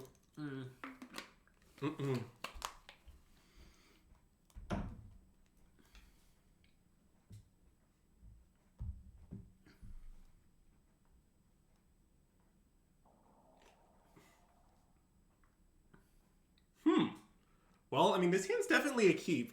I have no idea what the matchup is, but... So Truth or Scam is something we've only done once, but I'm trying to incorporate into more streams, which is where we play a deck or a card, and at the end of the stream, both me and Greg have to independently give it a rating of Truth or Scam. Usually with our thumbs. Yes. Is how we do it. Yes. And there's no in between. It's a completely binary ranking. There's no, like, half truth. No middle thumb. Yeah, you have to commit. Yeah. So... Oh, look. Oh, this is cool. Do you think we're playing against Green-Black Wolves? Probably. That's a great addition to Green-Black Wolves. I think Green-Black Wolves might be one of the big winners from the new set, actually. I didn't consider it at first, but Restless Cottage fits really nicely to Green-Black Wolves. For those who don't know, in a really early stream, we played against, like, twice on stream. In our, like, first 2 Pioneer streams, we played against a deck that can only be described as Green-Black Wolves. That is the only way to describe it. It was just Green-Black cards and had a bunch of wolves. And since then, it's become a recurring stream bit that we might play against Green-Black Wolves at any time. I think it's happening. Wow, it's Green-Black Wolves! Wait, are we supposed to Tortoise here? I want a Tortoise here. I mean, it's a little awkward because they'll, like, eat... If we get good cards into the graveyard... Well, the Tortoise gets the land back immediately. Yeah. That doesn't really matter. Zach wants us to wait. Wait for what, Zach? What should we wait for? Well, basically, what's complicated is that, like, playing... Turtle power. Excellent. like, we could play, like, Troll or QR, which would, like, set us up to have more mana next turn, but I think playing the Turtle might be better. I like the Turtle. Okay, let's play Turtle. Plus, it's fun. Also, it'll let us see the card cast, which is really a major That is point the of this. goal of the stream. Oh yeah, give me that forest. I mean, they will eat the other forest, but, you know, that's just fine. Yeah. Like, what just happened is actually very good. Like, if they kill the Tortoise, we still got a land. If they don't kill the Tortoise, oh, that's the new card, the Knight. It's kind of a wolf, though. It is kind of a wolf. Honorary wolf. Also, I have no intention of blocking this. Oh, no. Well, but they didn't take the land! Wow, our opponent... So that's quite the punt. They really are not ready for what's about to happen. So now they're going to cast this. It's a 3-2 trample? All right. Yeah. So, I mean, we can go pretty nuts. Wait, because here. we can turtle and then nick those for free. Oh, you want to re-turtle? Well, Interesting. that is one option. Or we could old growth troll. Oh god, we have such. This is really good. Uh, Okay, I think re-turtle is good. Returtle Nykthos into Kiora, untap Nykthos. Yeah. Okay. Okay. All right, re-turtle. The turtles are coming. Turtle power. All right. Use this. Kiora. Kiora. Untap Nykthos. Yup. Use it for free. Yep. Play this. Play another. I mean, we could play other. No, that's not. That doesn't do a thing. I think we should play this. Yeah. We could. Yeah, I mean, we could Yeah, I don't think anything makes sense. Yeah. Play the troll. Draw Wolfwell Haven. Nah. So now, Have we played a land? No. Oh. But what does playing Nykthos do? Well, let's play Forest Kiora. Why? We have Kiora in play. Oh, yeah. I don't know. Let's attack with the turtle. Well, so if we attack with a turtle, the issue is... Okay. What were you gonna say?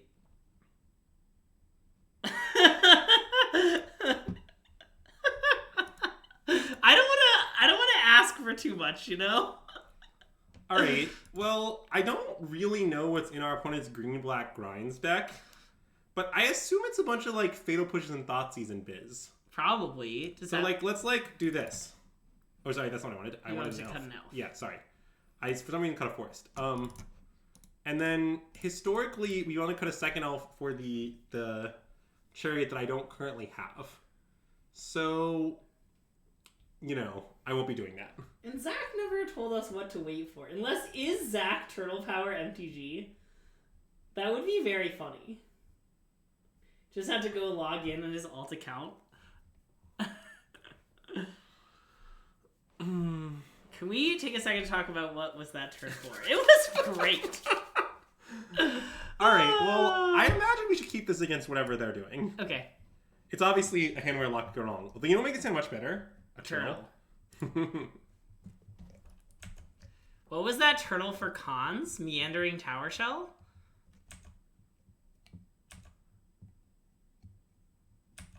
Yeah, it just is being slow. It's finally found playableness in Pioneer.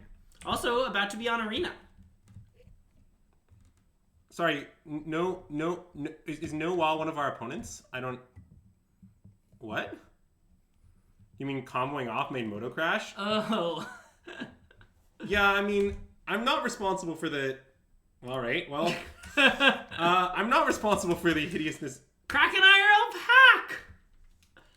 Nice. Yeah, I have an Eldraine pack that I forgot to bring. It's just Phyrexia packs. Okay, well this game could be going better. Also, there's literally nothing in this closet except a bunch of Phyrexia packs now. I guess I could run upstairs and grab one of Andrew's more interesting packs, but for now... Why did I play Citadel? Wait, I think playing Citadel is right, because... Well, maybe it's wrong. Aunt Shelly, that's bad. Yeah, we're in trouble. Okay, well Cavalier is good. It won't solve all our problems. We definitely need to take Cavalier. Yep, I like that. Oh yeah, I guess I wasn't supposed to Citadel this early because of this exact thing. Yeah, that's reasonable. Also, I'm gonna just quick open this pack mid-game. Whoa. Wait, where's the rare? Oh no, I saw the rare. It's a modern playable card, maybe. What do you mean maybe? Isn't whether something's modern playable... I mean, it's a little debatable, I guess. Add card over token? Yeah, add card, no token. Oh, we do have this cool full art planes. Yeah. Here are some commons. Maybe I won't name them all, but here are the cool commons we got in our pack. Some nice Phyrexia cards, you know? What a set Phyrexia was. Boo? You want me to read all the cards? Okay, I'll read them, but not while showing them. The Fair Basilica, Gitaxian Animatist, Persistent Siphoner, Gold Warden's Helm, Aspirant's Ascent, Stinging High Master, Hazardous Blast, Bonepicker Scourge, Adaptive Spore Singer. Oh, the booing was for the ad card. I see. There's also an extra foil common. I won't read it because now chat doesn't want me to read cards. And then here's some nice uncommons. I don't think they really ever did, TBH. Someone redeemed this. No, they don't to read, but that doesn't mean they want you to read each individual card. Does anyone want to guess the card that's maybe modern playable in New Phyrexia? Tortoise. Interesting. So, I assume I should cast that. I don't know exactly what will happen from there, but I can at least block with a lair. That's true.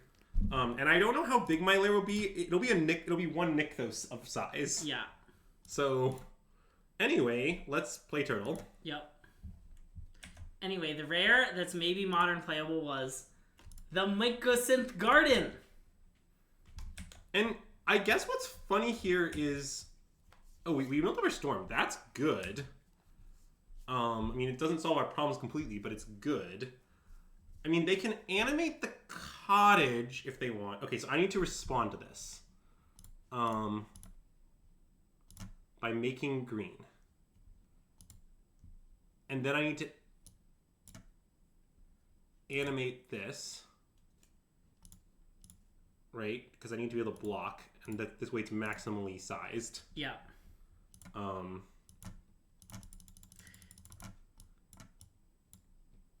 Okay, so yeah, actually 3.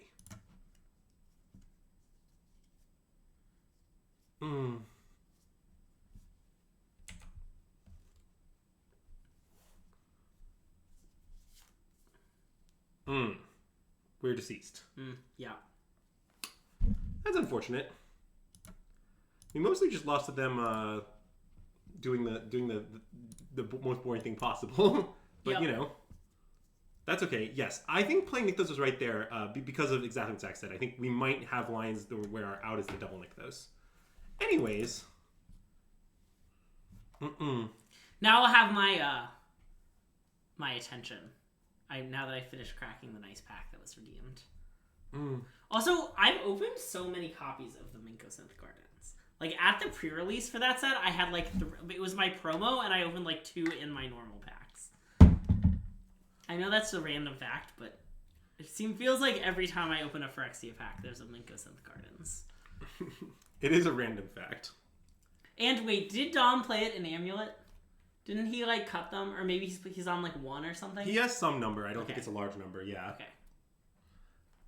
He's certainly... He's not known for his large number of Mycosynth Gardens.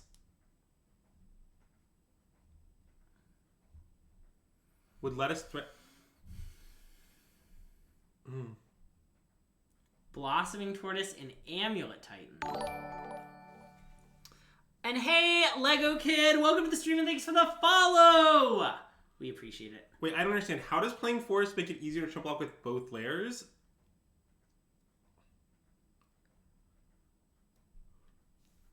I guess it would, just because we can animate a layer. Wait, because we like animate a layer, then animate the other layer with that layer or some shit like that. But I don't know how much this actually matters, to be honest. Yeah. Yeah, I get what you're saying, Bomat, but like the result of that line is that we have no layers and no tortoise when we untap, and I don't really know how we get out of that spot, but it might be possible. It depends on how winnable the spot is. I mean, this hand's always a keep. Yep. Honestly, I do not like Storm very much against, Fatal Push Thoughtseize decks. I just find that, like, it's pretty hard to get to 6, and usually when you do, it's going well. Mm-hmm. But there's no way I'm mulliganing the 5-card hand, 2 lands, 2 L's Wolfwillow. Yeah. So, certainly a keep regardless of that. I'm just saying, like, I think I would prefer, like, one of these Storms to be more or less any card in our deck. Yep. And even the second Storm, I wouldn't mind if it was most other payoffs. Sure. Like, this hand would be better if, like, this was Forest and Cap, for example, I think. Sure. But, yeah. What about Turtle and Turtle? It would be better if it was Turtle and Turtle. Nice. A turtle famously is a storm. Yeah. So Turtles might have some of the best bang for their buck when it comes to not very common creature types. Nice.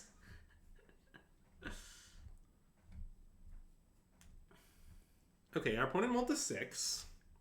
I can also close this game log for the benefit of the viewing experience. Tur into Toll.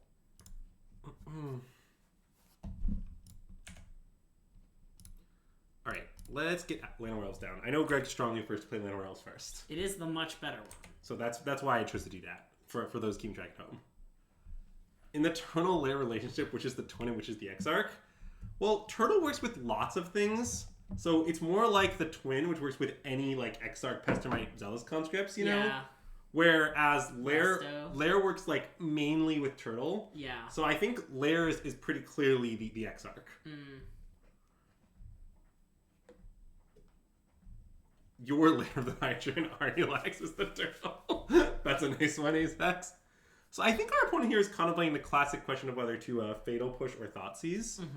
And given our actual hand, I think Thoughtseize would be better, but I believe generally Fatal Pushing is better.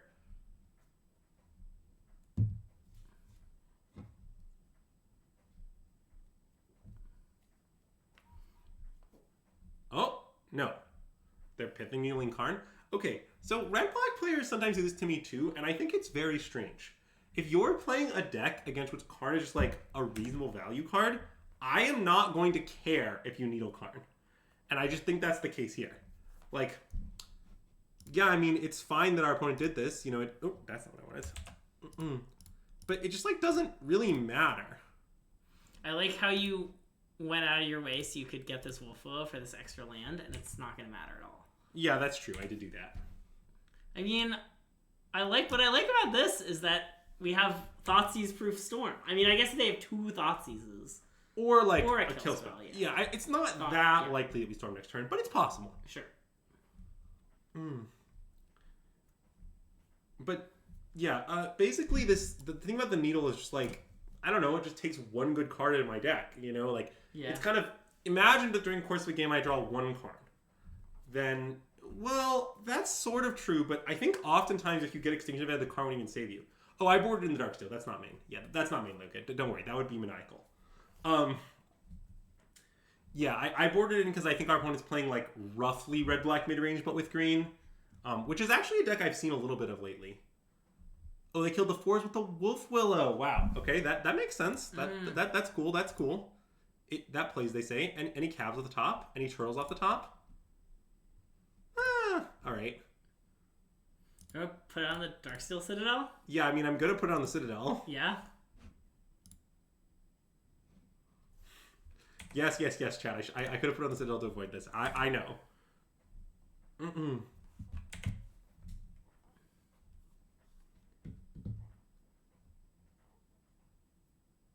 Okay. I mean, looks like we get to Storm. I mean, I'm happy with that.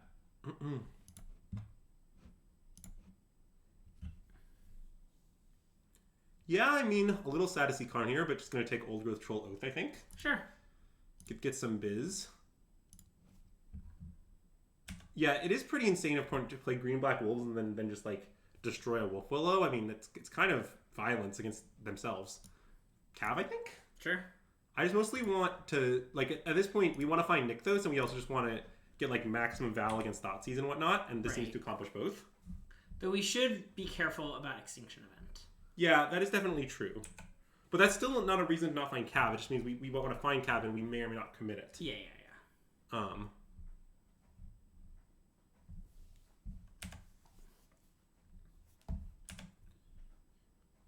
I mean, I don't hate storming here.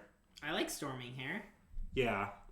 And I think I want to storm... Wait. The way I want to storm is complicated. I think the best is... It's actually this? Wait, sorry. Oh, I clear up 1 mana. Yeah. Okay, then this is fine. Yeah, leave up layer. Okay.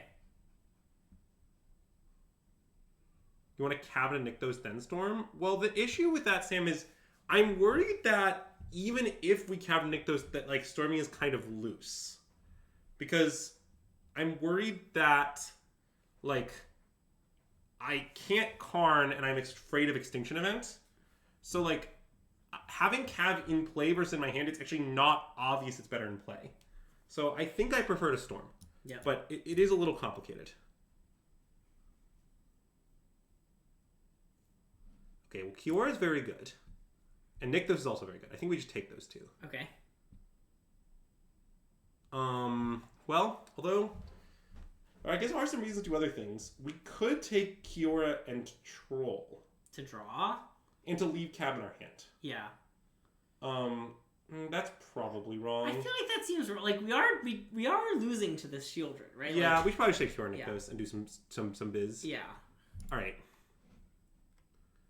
So let's take Kiora Nykthos, and let's untap our dual land. Yep. So just how much mana do we have here? 8? We have outs to win this turn? Yeah, but they're pretty elaborate. I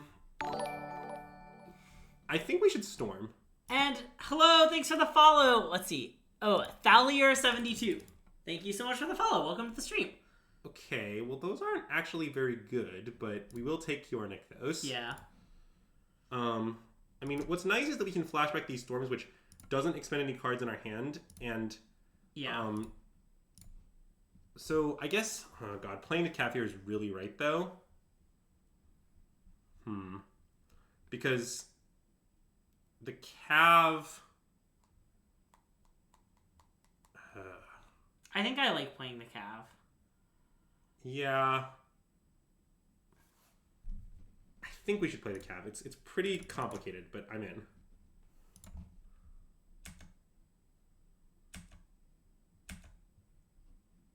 Well, we won't be drawing Viseju, let me tell you. Bad news on that front.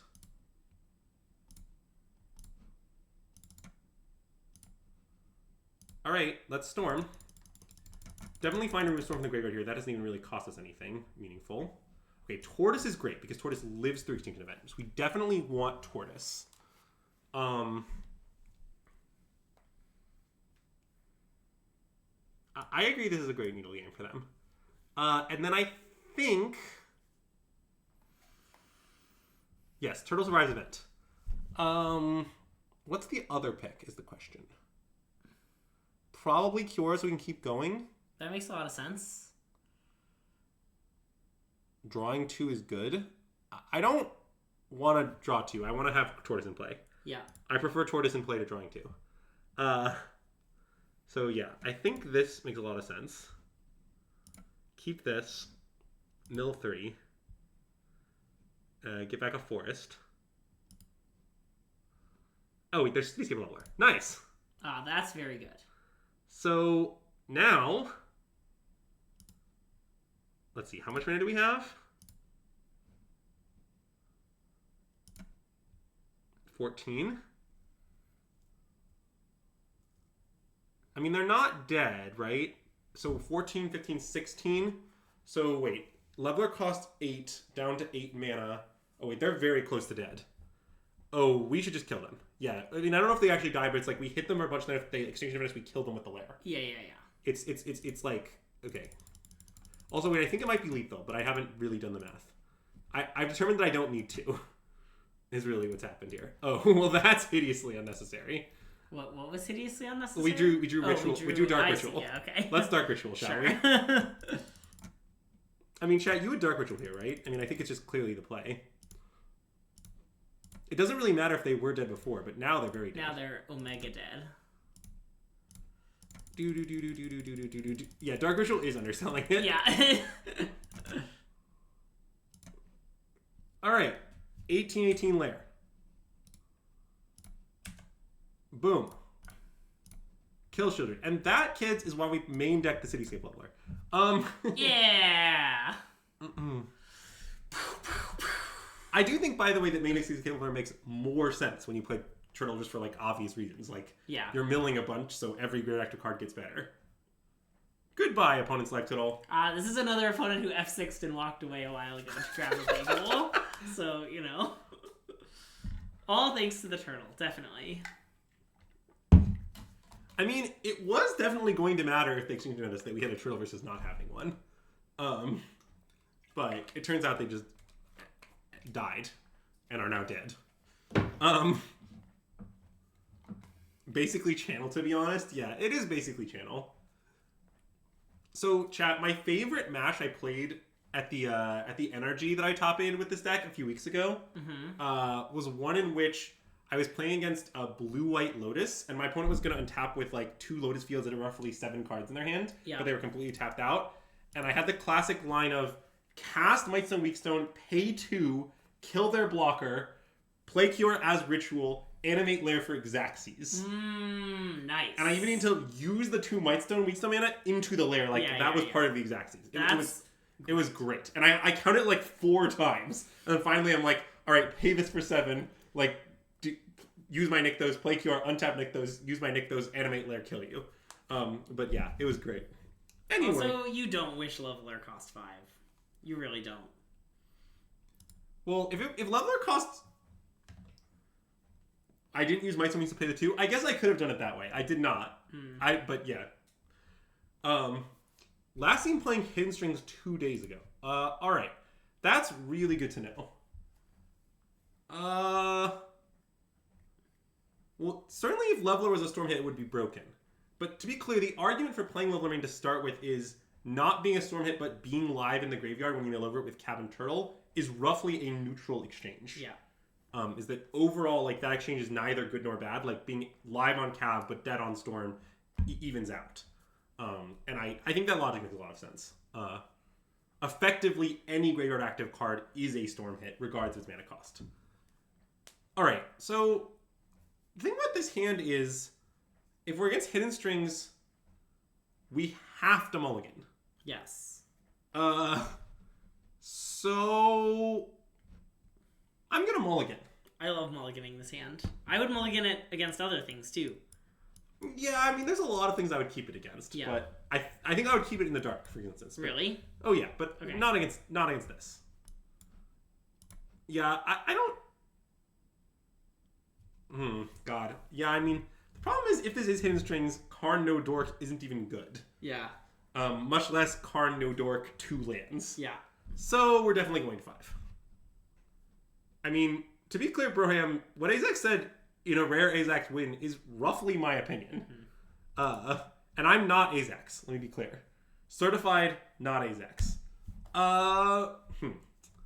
Well, this 5 will never beat Lotus Field. I think that we should mulligan to 4.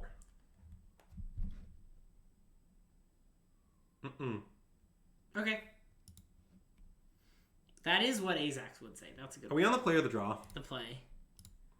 Yeah, I might keep. A 0 lander? Well, the 0 lander can be Elf, Wolf Willow, Karn, something. Okay. Like, it can be Elf, Wolf Willow, Karn, I guess Kiora.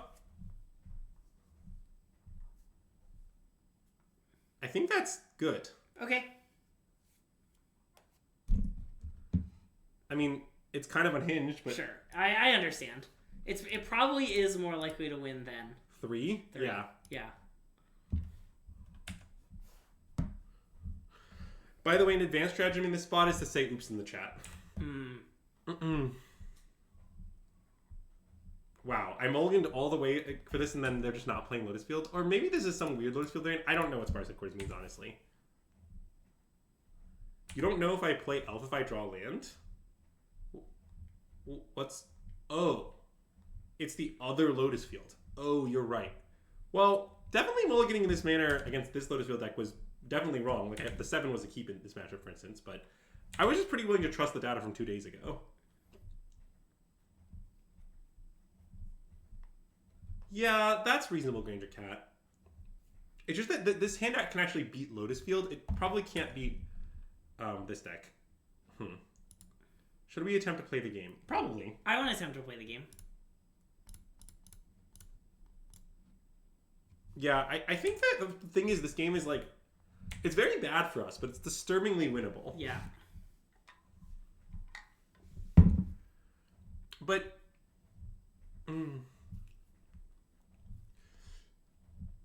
Wow, that's very rude. Alright, any force at the top? Okay, well, I'm happy to jam that. Yep. I mean, we're going to hit Lair here, obviously, but, you know. Okay, we didn't. Nice. See, the point of saying in advance is that way it won't happen. Yep.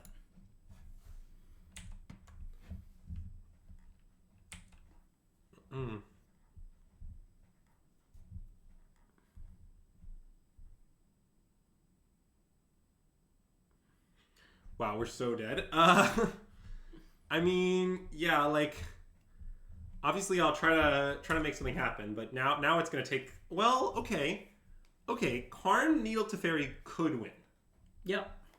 I wouldn't describe it as likely to win, but it is possible for it to win.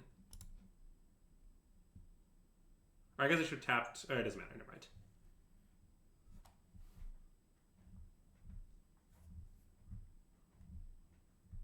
Don't understand the tank. Like, you have something, you should counter this. It's Karn. You hope they cast the 8th edition voted upon card, rewind. Nice deep cut there, Channel Power. God, I remember the votes. Although wait, that wasn't 8th edition, was it? What weren't the votes? Weren't the votes 10th edition? Yeah. I think they were 10th edition because I remember the final vote was whether the symbol should be X or 10. So I'm pretty sure that it was 10th edition that was voted on. There were also 8th edition votes.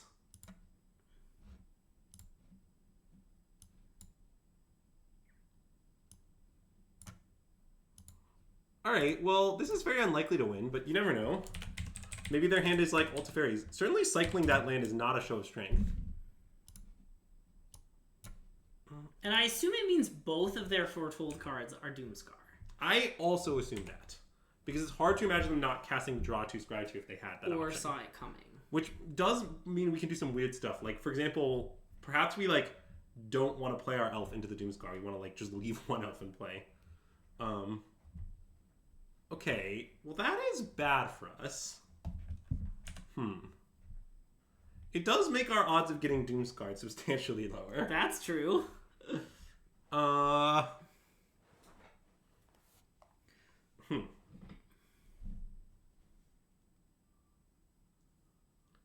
do we do now? Now I'm very unsure what we should do. So how does it? They have to they discard a card and then it gains hexproof until end of turn. Yes. Okay. So like, it's hard to name a card we can wish for that like really meaningfully gets us out of this. I mean, we could wish for Cityscape Leveler. Play Kiora, so that next turn we can Cityscape Leveler them. Or we could wish for the draw 2, as chat points out. Well, Leveler definitely doesn't do nothing. The point is that, well, I guess it's not that great. I mean, what's nice about the draw 2 is that, what are we trying to draw, though? I'm just worried that, like, whatever we wish for, we shouldn't cast, kind of. Like, to some extent, okay, I think I agree we're trying to draw rectangles. So, like, if we're trying to draw rectangles, isn't what we should do play Kiora and Elf and then wish for whatever? Well, you cannot wand on their turn. So, that is not possible. We could get Boat, because Boat blocks Dream Trawler. That is true. Eventually.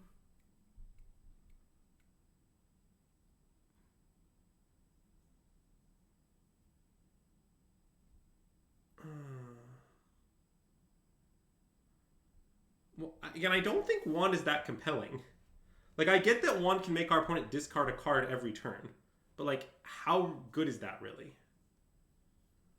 If you draw a Forest off the Might and Wisdom, it works out pretty well. Is that even true? I think Kiora Elf is just better.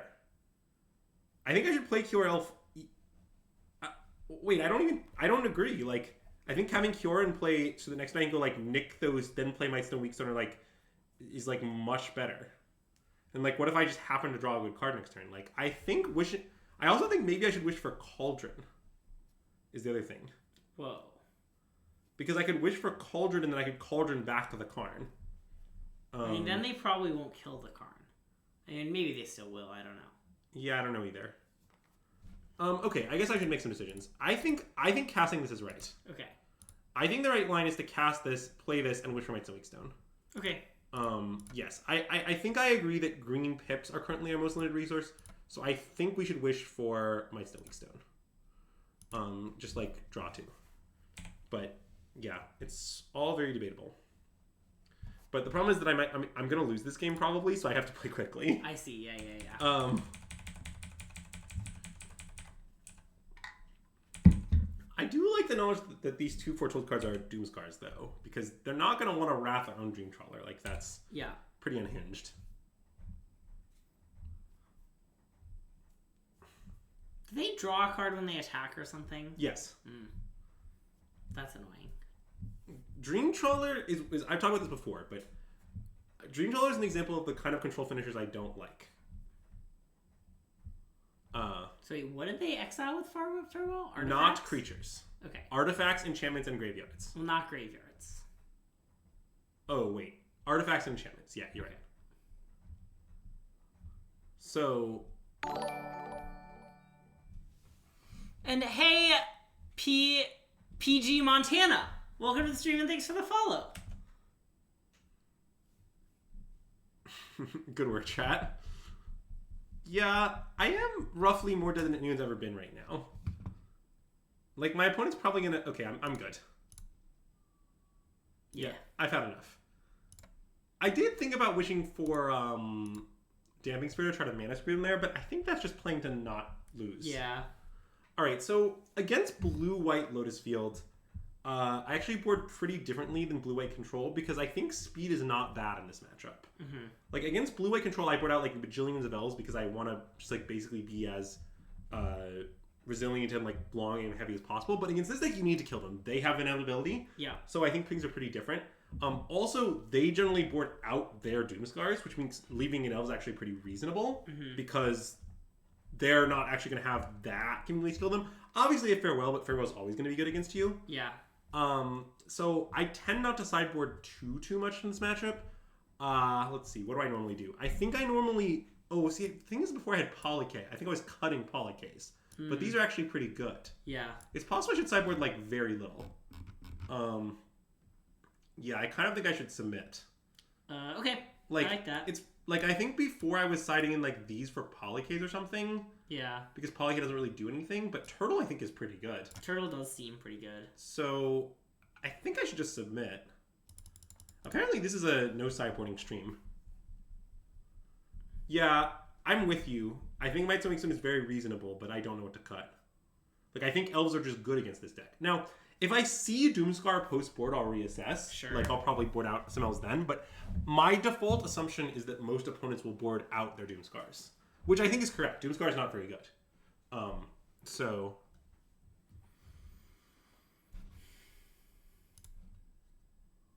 Okay. This certainly plays. Yep. Not the most gaseous hand that we've ever kept, but this lair might do some work. Yeah.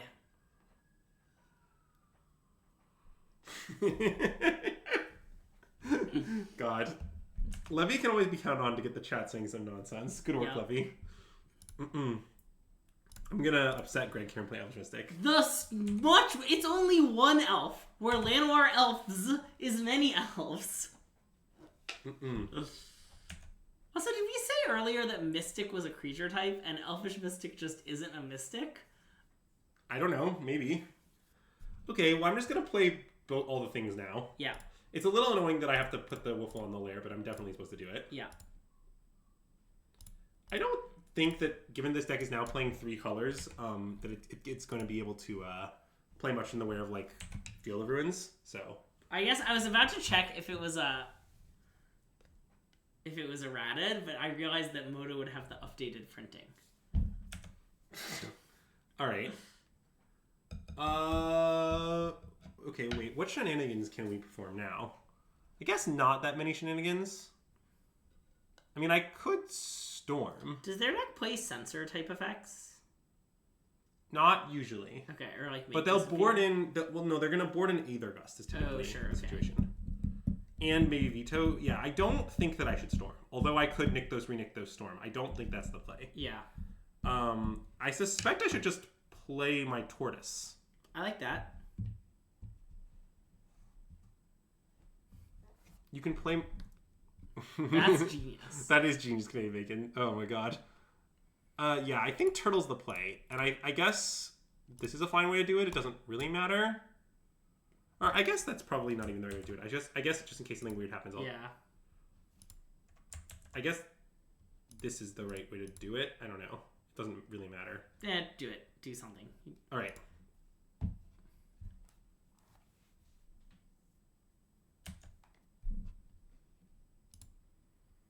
Yeah, and then I don't think... Well, now I can re-nick those into Troll if I want to. Because it costs 1 to activate. Wait, 3... Wait, I can re-nick this into Storm. I should re-nick this into Storm. Yeah, that's incredible. Yeah, I mean, I know that they can counter the Storm, but that's fine. Oh, no, wait, it's 5. Fuck. I can't count. Disaster. That's fine, I'll just play Troll. Yeah. No, I'm stopping to play Troll. I'm pretty sure I'd still do it.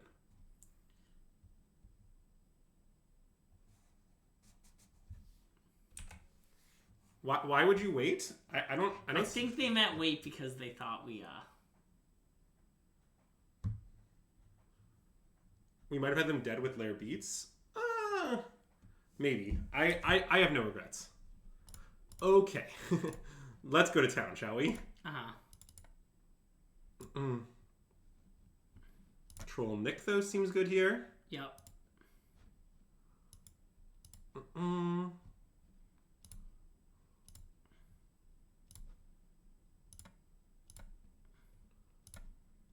Storm. Oh boy. Okay. I mean, Karn Turtle seems pretty good, right? Was it better than Karn Cav? Well, what I was wondering, because we haven't played the Nykthos yet. Yeah. Because I kind of want to, like, okay, unless they're dead, which I haven't checked, but... We should check if they're dead. Okay. There's some argument to, Oh wait, Karn Turtle is better. Yeah, we should Karn Turtle. Oh, and then get Damping Sphere. That's a good point. Or get a way to kill Strict Proctor and kill them. Yeah, okay. So... We want to mill more cards to find Kiora. Wait, I think they might be dead. So the issue is that it does cost a lot of mana to kill the Strict Proctor because we have to do it with Mightstone, Weakstone, right? Well, because Wand gives them a blocker again. So like... Or Boat, but... Oh, Boat, but that still costs 7. Sure. So it always costs 7 to kill it. Oh, Boat doesn't do it. Wait, Mightstone, Weakstone, 07, right. It always costs 7 to kill it. Right. I repeat. Yeah, cool. Oh, Mightstone pays the 2. Wait, that's true. That's true. So wait. So how much mana do we actually have? 3, 6, 7, 8, 9, 10. I think this is lethal. Okay. With the Tortoise. I'm not going to do the math. Lazily get Tortoise. Oh, I guess I don't get the trigger. Yeah, that's true. That's fine. You think it's 1 short? Oh god, I guess I have to actually do the math. So if I don't pay for this, I play my new Nykthos. I use that Nykthos for 3, 6, 7, 8, 9, 10, 11, 12. 13 Wolflow. You think it's fine if it's 1 short? I guess it probably is. Okay. Because the other thing we could do is we could, like, get Damping Sphere or... No, like, killing this has got to be right, I think. Because they'll just be dead if they sweep, then. Chat's right. They'll be dead to the layer. Okay. Oh, wait, Farewell exists? Yeah, They'll still be dead if they're at, like, 1. I think they'll be... We'll also, like, get lands back with the Tortoises. Like... I'm just gonna do it. It's fine. I'm pretty sure this is right. No. Play this. Use Nykthos. 18. 15, but yeah. Wish. Mightstone, Weakstone. Play it. Target creature gets -5/-5. Okay.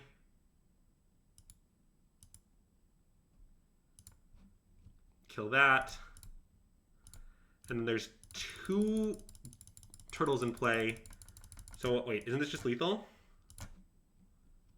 Yeah, I think it is. Nice. In fact, it's 2 over lethal. Woo! Boom. Yeah, the thing is, chat, I was pretty sure that this was lethal to within, like, 3. And if they were at, like, 3 here, I think we would just beat the farewell. Yeah. So, I wasn't that afraid. But, Turtle did do great work that game, yes. Commons Axel, yeah. Very wise, chat. So we didn't see Doomscar, so I'm going to keep the deck exactly the same. Love it. Also, notably, wishing for Mites and Weakstone was very good there. Yeah. I mean, look, I might be a Turtle believer. I don't know. It certainly depends on the meta, but, like, Turtle has some nice things to it. Well, yeah, I'm not going to keep this particular no-lander. As much as I enjoy a good no-land keep every now and again, and I do. What, you liked that comment? I did. I'm not sure I've ever no land kept in my life. Oh, I've done it a fair bit, actually. Okay, well, this is fine. Yeah. Not a great hand, but nothing to complain about. Yeah. What did I cut for Godfair statue? Oh, I cut the Chariot. It's just because I expected a lot of Phoenix because of Sleight of Hand. But, yeah, it's definitely not, obvious or anything. I just think that my kind of experience is that, like, anytime people could play Phoenix, regardless of how small diversification, they will. Phoenix players often just kind of return from the graveyard, if you will. Yeah. So as a result of that, I, like, am very aggressive about being anti-Phoenix whenever I think it might pop up. Anyway, Lair. Cool. I think trading a Cure to fair damage might be right here. Okay. Like, is there a reason not to do that? I don't think there's a reason not to do that. I can't name the card. It is insane to me how fast They're F6'd. Oh, they're F6'd by far. Yeah. Like, there's some convenient scenarios where the loyalty could end up costing us, but there's also some scenarios that could benefit us. So, yeah. On the balance, let's jam. Okay, well now we get to Cav here. And this is a Cav off Forest angle. Yep. Since we could Cav into just Nykthos, and we want to have the second Nykthos in our hand. So...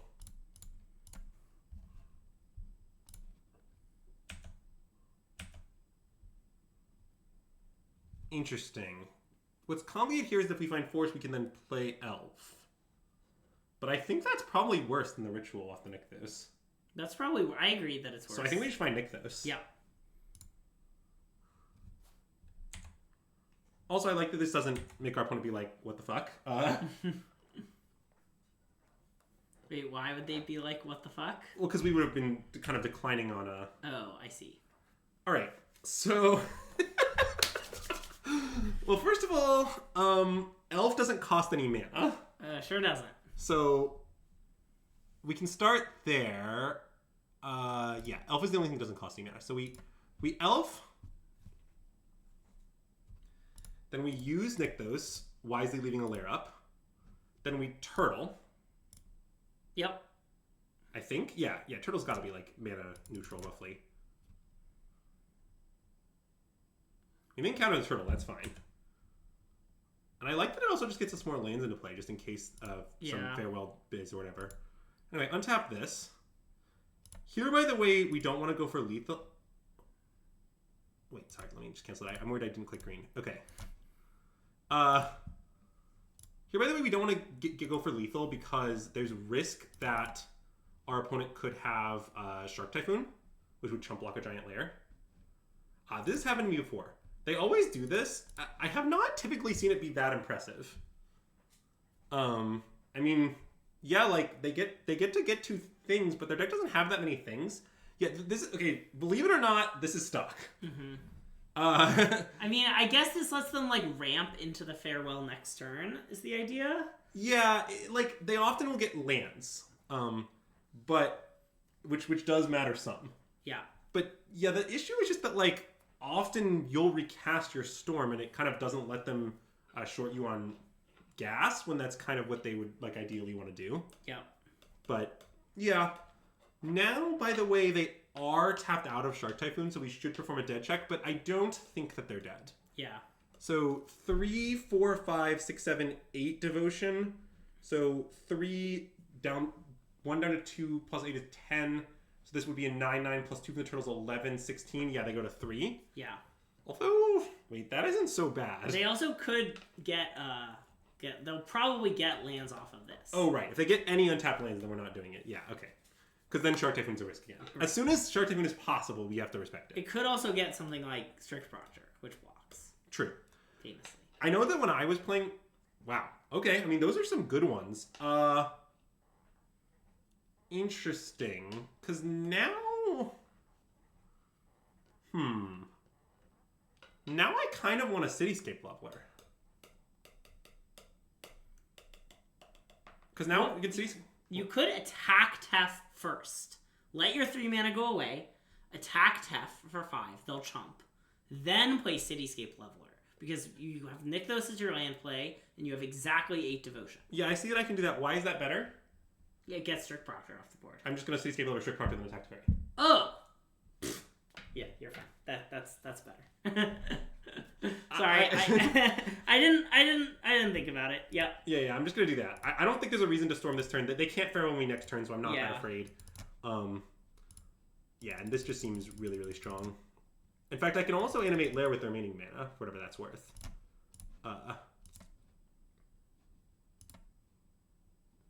It'll be like a some biz. Like a 2/2? Well, no, it's double lord, so it's a 3/3. Oh, nice. Remember, Turtle's a double lord. It's not a single lord. Right. So attack to fairy, attack them. And I mean, look, like, I know they could easily Wrath me next turn and like, they don't have to rebuild. But if they don't Wrath me, they're dead. And they can't farewell. Yep. And if they do Wrath me, our situation isn't horrible. For example, we could just Karn for Damping Sphere and they're in huge trouble. Yep, and easy win. So I think people originally started playing Blue White Lotus Field because they believed that like it beat green. And it took me a long time to really come to a conclusion on that matchup because like, I don't know, it's very different than our Blue White control. But the conclusion I eventually came to is, although Blue White Lotus has a ton of inevitability, often this happens. Green runs away with the game before Blue White Lotus really gets going. Yeah. And as a result, if Blue White Lotus doesn't beat green, what are we doing here? Like, what's the point of this? And I think the answer really is there is no point. I think Blue White Lotus is not unplayable, but not meaningfully better than normal Blue White. I think they're roughly equivalent. They have slightly different matchup profiles, but neither is very impressive. But that's kind of my take. Both playable, not like garbage, but just not among the best deck or two. Yep.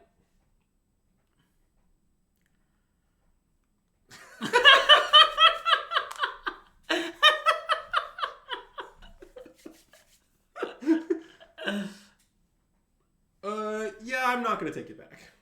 What have the matchups been so far? We lost to Rona combo round 1. Then we beat Gruul Guys, and we beat a green-black version of red-black. So using a bunch of new cards from the set rather than having Fable. Which, I don't know, have you ever cast Fable of the Mirror Breaker? Oh yeah, I don't recommend it. And then we just beat Blue White Lotus. Yeah, although I did see that Joe Bernal, I think, won an RCQ at the end of last season with a green-black, red-black deck. Okay. But I still mostly don't believe in it. Yeah, I mean, mostly I believe in green.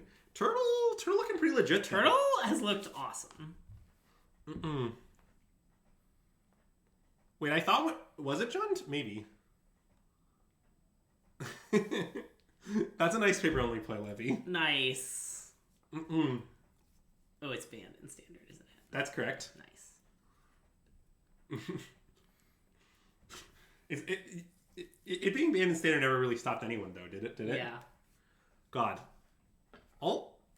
Big Turt's really making his you know, a bit of presence known. That's where I was going. Yeah.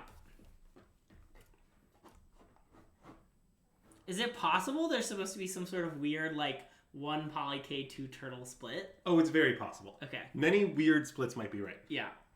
Well, I mean, Green Sphinx matchup has always been close. Playing Turtle, I think, is probably a downgrade against Phoenix, but not like, you know, an egregious one. Ooh, Meat Hook Massacre will go on record as being the card banned for the longest in Standard, huh? Well, this hand is not good, as much as I love Turtle. Does any G-Bot want to tell me what my opponent's playing so I can assess the keep? Did I know if the people backwards as Elbaf? I can't say that I did. I knew that. Well, yeah, like, My claim is not playing Turtle has no trade-offs and is obviously right. Oh, it's a One Piece reference. Whoosh. Okay. Yeah, I mean, I probably should mulligan. Although, man, I really wish I had some open deck lists. I would like to mulligan, I think. Wait, let's just very quickly check what this person is playing. I rule over kittens. You sure do. This has just been a long bit to get Andrew to admit that he's ruled over kittens. Wait, these are all legacy decks. Wait, why did that work? Oh no, you redeemed Greg Says Something Mean. Okay, I'm off it. Let's mulligan. Oh no, not this hand. I'm on the play.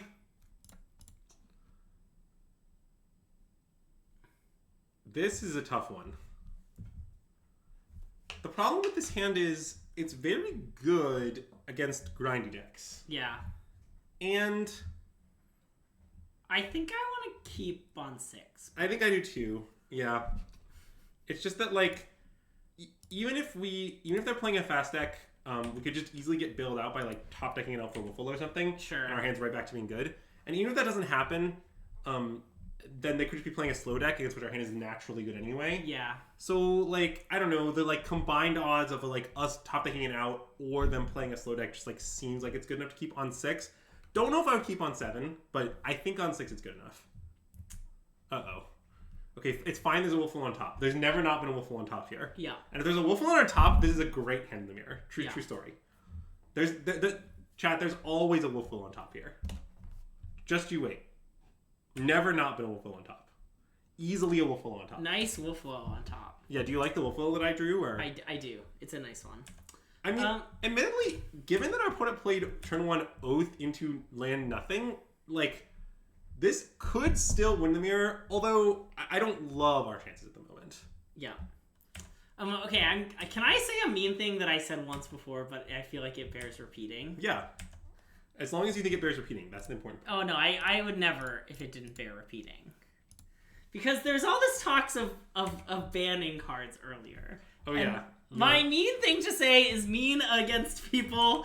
Don't suggest banning cards in Pioneer. It's a super open format. There are tons of good decks. Like, there are like 10 good decks, and there have even been more good decks in the last 6 months. It's a very great format right now. And, like, you can whine all you want that, oh, Karn's too good or Fable's too good, but there's always going to be a most powerful card in any format you play. That's how it works. That's the ordering of things. There's always going to be a most powerful card. There's even a mathematical principle for this. Yes, the well-ordering principle. And so you can't just always say, wah, wah, wah, ban the most powerful card, because there's a new most powerful card will come to replace it. And you know what? If Fable's the most powerful card, that's awesome. Fable's such a cool card. This isn't mean. You're wrong if you want to ban cards, and that makes you bad. Is it mean now? Wait, Greg, can we briefly think about our play here? I think it's kind of interesting. I don't know if we should play Turtle or Old Growth Troll here. I guess, like, maybe Turtle's better? Yeah, okay. I think I like Turtle. Well, I'm playing Turtle, then I'll play it off the Boseiju. I might as well. Fable is a cool, most powerful card. It, like, rummages, it makes mana, it makes multiple game pieces. Like, it's a reference to Kiki-Jiki, a super popular Magic character. Whenever you get to use Kiki-Jiki, it's, like, always fun. Yeah, I actually agree that if you had to choose one card in the format, picking Fable is a very good choice. Because, like, what Fable mostly does is it eliminates non-games of Magic. It, like, ensures you don't flood, ensures you don't screw, its immediate impact isn't that high. It also is a pretty cool card. It's synergized with a lot of stuff, you know, like, it works really nicely with, you know, Sacrifice. It works really nicely with anything that involves artifacts. Like, it's synergized with, like, all of these different things. And the backside's very fun. It takes a long time to happen, obviously. Mm-hmm. But the backside, like, Kiki-Jiki is a really fun card. Like, I know everybody's tired of it because it's very strong at this point. Yeah. But, like, I think it's very hard to argue that, like, it's not very good. Like, I feel like every time I see it in a new deck, it's always like, oh, wait, like, here's another really sweet thing it can do. It's like, oh, it's awesome. Like, And I guess, I don't know, maybe that's an argument that people would say for banning it. Oh, it combos with everything. Because everything has an ETB effect these days. But, I don't know, double ETB effects is fun. I think it's very hard to argue that Fable isn't a fun card. It's like, obviously very good. Like, obviously, do I think Magic would be better if Fable's a little weaker? Like, yes. Like, I think the card is too pushed, and I think, like, overall its impact across tournaments has been a little higher than I would like. I definitely think that's true. Yeah. But I also think the separate question of, you have two choices, Fable is printed in its current form, or Fable is not printed at all.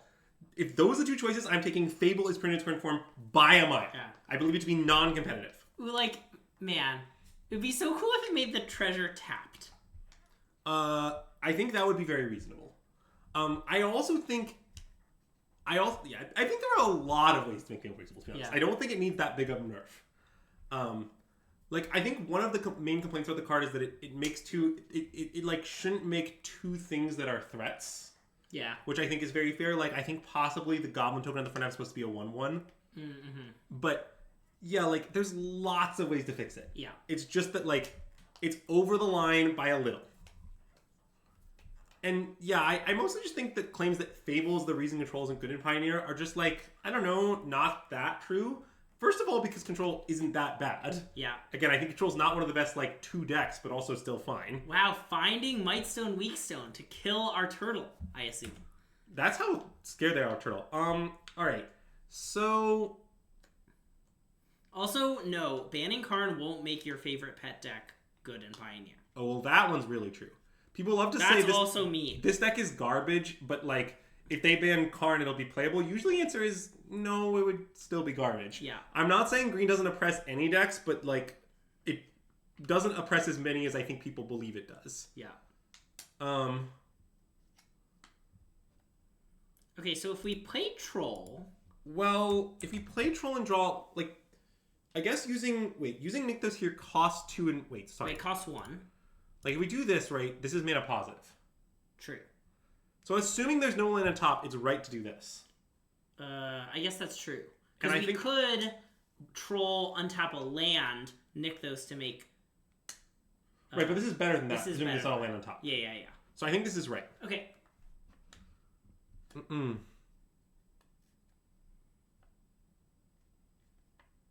So... And then this I think guarantees Storm here, which is probably what we want to do. Yep. We can see that there are some options, but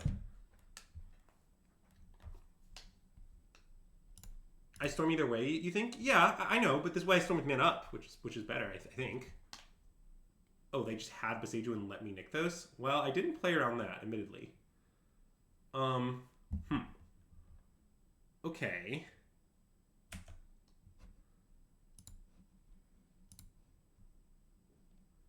I guess maybe I should have untapped first or something, but... Alright, so...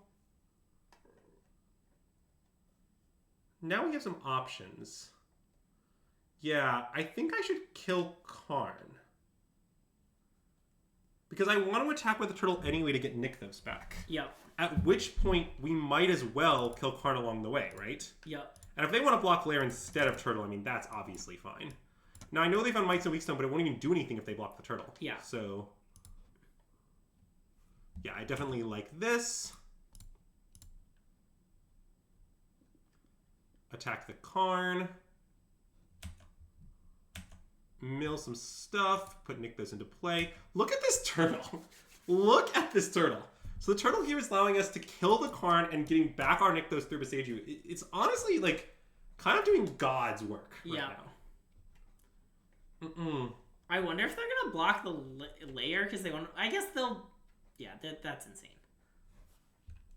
I think it's pretty insane to block the layer. Yeah, because they're a way to limit our Nykthos in this spot is to limit our devotion. Right. I think. Well, I just meant like they're gonna play Mightstone Weakstone anyway. Well, but they might not though. Okay, well, definitely blocking. Happy to trade. Don't want to let my hero go to 2. I know they get a bonus mana here, but they have like 1 million mana anyway. Yeah. I don't think they're giving their mana is incredibly important. You're gonna hire me to be mean to you. I think Greg's rates to be mean to Azax are actually very affordable. That's true. Yeah, like Sam, like just so you know, like I think Greg thinking to Exax can be bought for ones of candles. That's true. I will be mean to Azax at the low price of one candle. Build your own Nykthos over there. That's true. I mean, they sure built their Nykthos. They aren't like doing anything. Yeah. Anyway, so we should start by playing Oath, I think, because it's negative mana. I do love to play cards that are negative mana. Yeah. Yeah, I think they have nothing, which does bode well for us. Oh, we'll definitely open that Moto chest. Let me finish this greening first. Yeah. Second Kiora, you say? I mean, second Kiora definitely might be better than land here. I suspect that it is. I don't know. Yeah, That's such a good suggestion. So let's take this. Uh-huh. Yeah, I agree that likely lethal is correct. Anyway, let's play this. I think so, yeah. Well, notably, this one is... Well, it doesn't cost negative mana, but it doesn't cost much mana. Ooh, oh, nice. Now it's negative mana. Now it's negative mana. So now we do this... Wait, do you want to play a free elf first? Well, I can't here play free elf because it costs 2 to activate. Oh, I thought you had some mana in your pool. No, I don't. So we do this, and then I'll just untap it now in case they have a Beseiju, I guess. Sure. Because they have shown a willingness to Beseiju in response, regardless of how logical it is. Yep. So now wait, are there any cards in our graveyard? I guess there are not currently any more cards in our graveyard. So the question now is, do we have a 1 card 2 QR lethal? Maybe. Let's do a little math. This is 14. Oh, probably.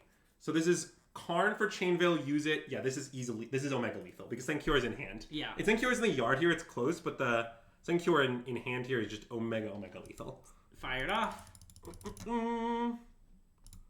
Let's demonstrate how to combo to our opponent. It might be useful information for them. Maybe it's not, maybe they know, but, you know, maybe they're learning the deck.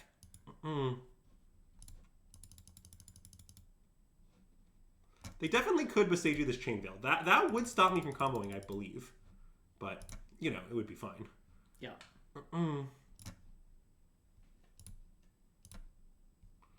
So now, let's see, we need to kill our Karn. So let's see, first we're going to wish for the Cauldron. Or wait, I can actually wish for, hold on. I guess wishing Cauldron is wrong. I should wish for Woodcaller, yes. Cast with Prototype. Untap this and get 2 more Devotion. Oh, playing Kiora here is right first because we get... Oh, no, it doesn't matter. Wait, do you have another use of the thing? Yep. This... No. Oh, no, okay.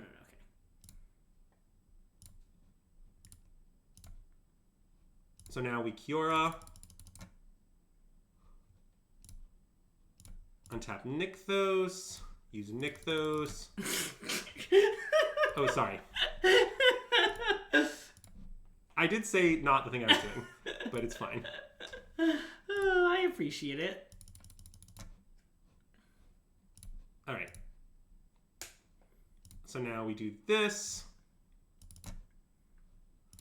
Now we wish for the...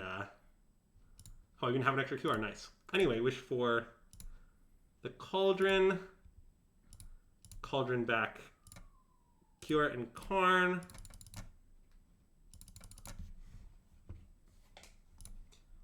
Untap this.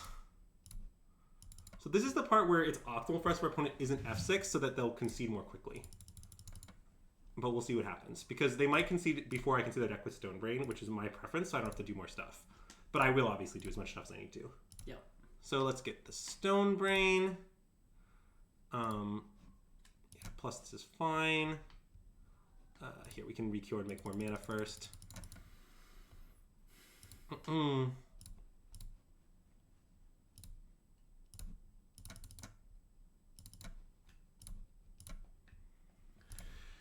Just doing some stuff, you know?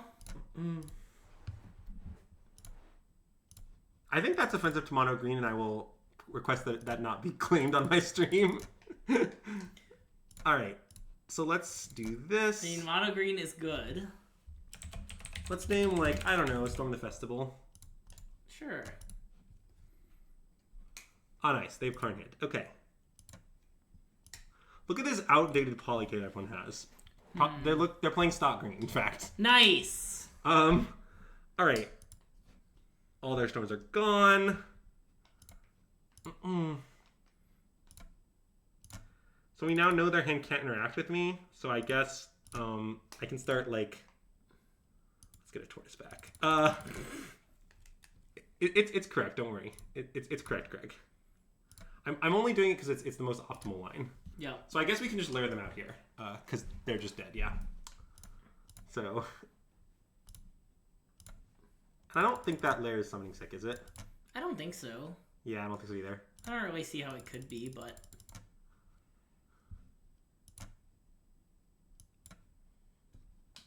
It's important to get the tortoise into play. Yeah. I haven't played a land this turn? Oh, that's good to know. Also, notably, this layer is now a 4/4, which is kind of funny. Oh, the Nykthos, you mean? Yeah. Anyway. We just saw their hand, so we know it's not a Sage Long Con. Oh, wait. Is that... Do we know they have a... It does kind of look like we saw a Viseiju in their hand. Okay, no. Oh, that's their graveyard, I see. Yeah, I don't think they have a Sage. Sorry. Yeah. Here, if you're paranoid about it, I'll... No. I'm not paranoid about it. I want you to win the game. No, I'm gonna just... You have 13 minutes left. Win the game. Alright, fine. Greg's just forcing me to win the game, chat. There's nothing I can do about it. I, as a member of chat, have to be concerned about clock minutes, you know? Yeah, that's true. I hate this. It's nice, yeah. It's one of many things I hate about Magic Online. I just really like the smooth Cadillac and consistent experience, you know?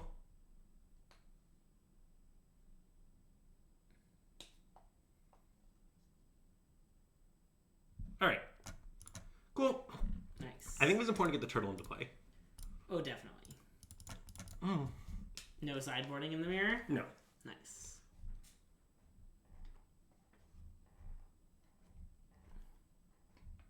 Even if it's sick, it's easy to animate. Yeah, okay, let me explain what he's saying. What he's saying is you can blow up the Woodcaller with the Cityscape in your hand, because Cityscape can target your own stuff, and then just get back the Woodcaller with a Cauldron. So that's what he means by easy to animate. Otherwise, it's more annoying to kill your own Woodcaller. Obviously, you can still do it. It just takes more actions. I mean, this hand is insane. So we're gonna sneak this. Sneepity doop.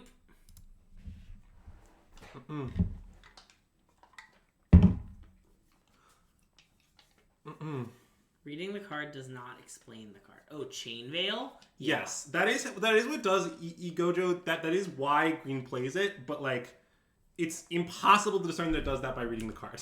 It's super weird. I think Chain Veil has one of the most confusing wordings of any card in the format. That is played in the format is what I mean. Yeah. Which honestly is kind of impressive. Yeah. Also, great draw. Yes. I was talking about this earlier, but if you rank cards by overall goodness in the Green Mirror, my ranking is 1 Storm, 2 Kiora, 3 Cav. So just having the best one in our hand and then drawing Kiora is really nice. A lot of people think that the Green Mirror is about speed, and it is to some extent, but I have lately found that it's... Wait, actually, should I play Elves here? Wait, hold on. Our Kiora can be attacked, which is kind of annoying. If you just play Elf, Oath, then we're definitely gonna be able to... Yeah, but I would like to do it... I would like to play Kiora also next turn, but I think I can still do that. Yeah, I think we should play Elf of Oath. Okay. My hand is obscene, yes. I mean, we could still lose, but it's very good. Oh yeah, I should have voted first. Sorry, I just didn't realize I was doing this because I thought I was curing, but it's fine. Oh, in case you find Yeah, if I find Lair. Yeah. I'll be punished if I find Lair. It's fine. Let's take second Kiora. Sure. That actually might very well be good. Sure. It's Dark Ritual is the thing about it.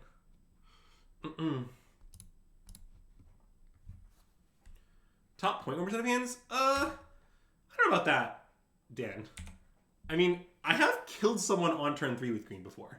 I'm not saying it happens that frequently, but this hand isn't that likely to kill them on 3. So there is that.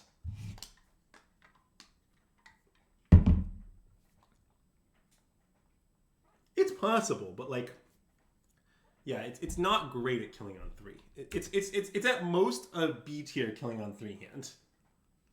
It does appear that they have the turn 3 storm though, so that's pretty good. How do we kill on 3? It usually involves playing Elf Troll into Nykthos Kiora. Like Elf Troll, Nykthos, Kiora, and then on turn 3 you have tons of mana. But yeah, it is quite hard. Don't get me wrong, but I have done it. In fact, I famously once did it to noted enemy of the stream Nathaniel Knox. So anyway, there's that. Yeah. But let's move on. So Kiora time.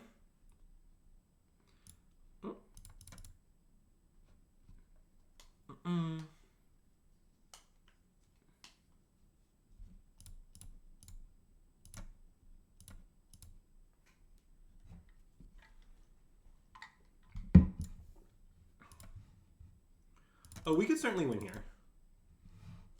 The question is, should I re-Kiora first? And hello, Ricardo DSMTG. Welcome to the stream, and thanks so much for the follow. So wait, Kiora? No, it doesn't even make mana, so it does not do anything. Okay, that's true. Good talk.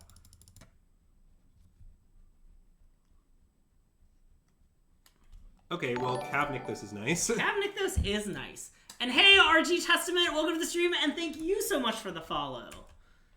This may well result in a turn 3 kill. Oop, I meant to use Nykthos in response there, but I failed to do so. Good thing I'm not punished. So now, let's see, we have 9 mana.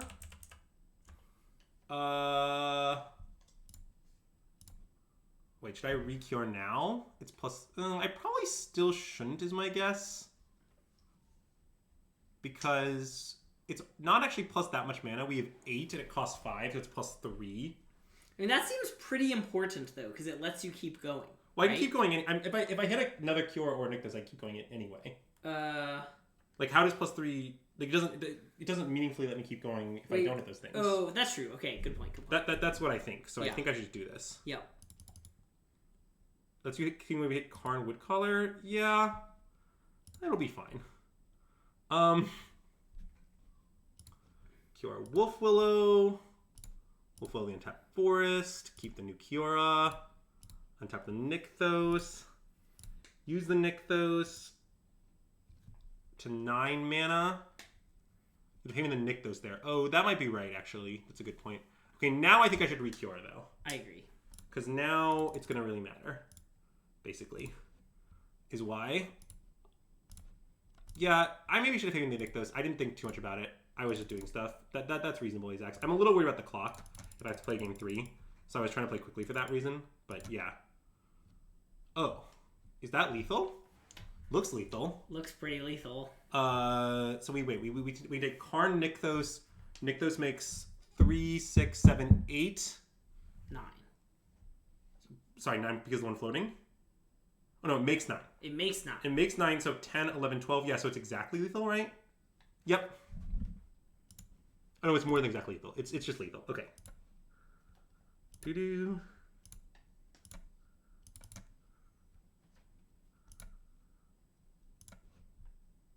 Yeah, and this is just the most straightforward chain veil lethal of all time. Where is the chain veil? There it is.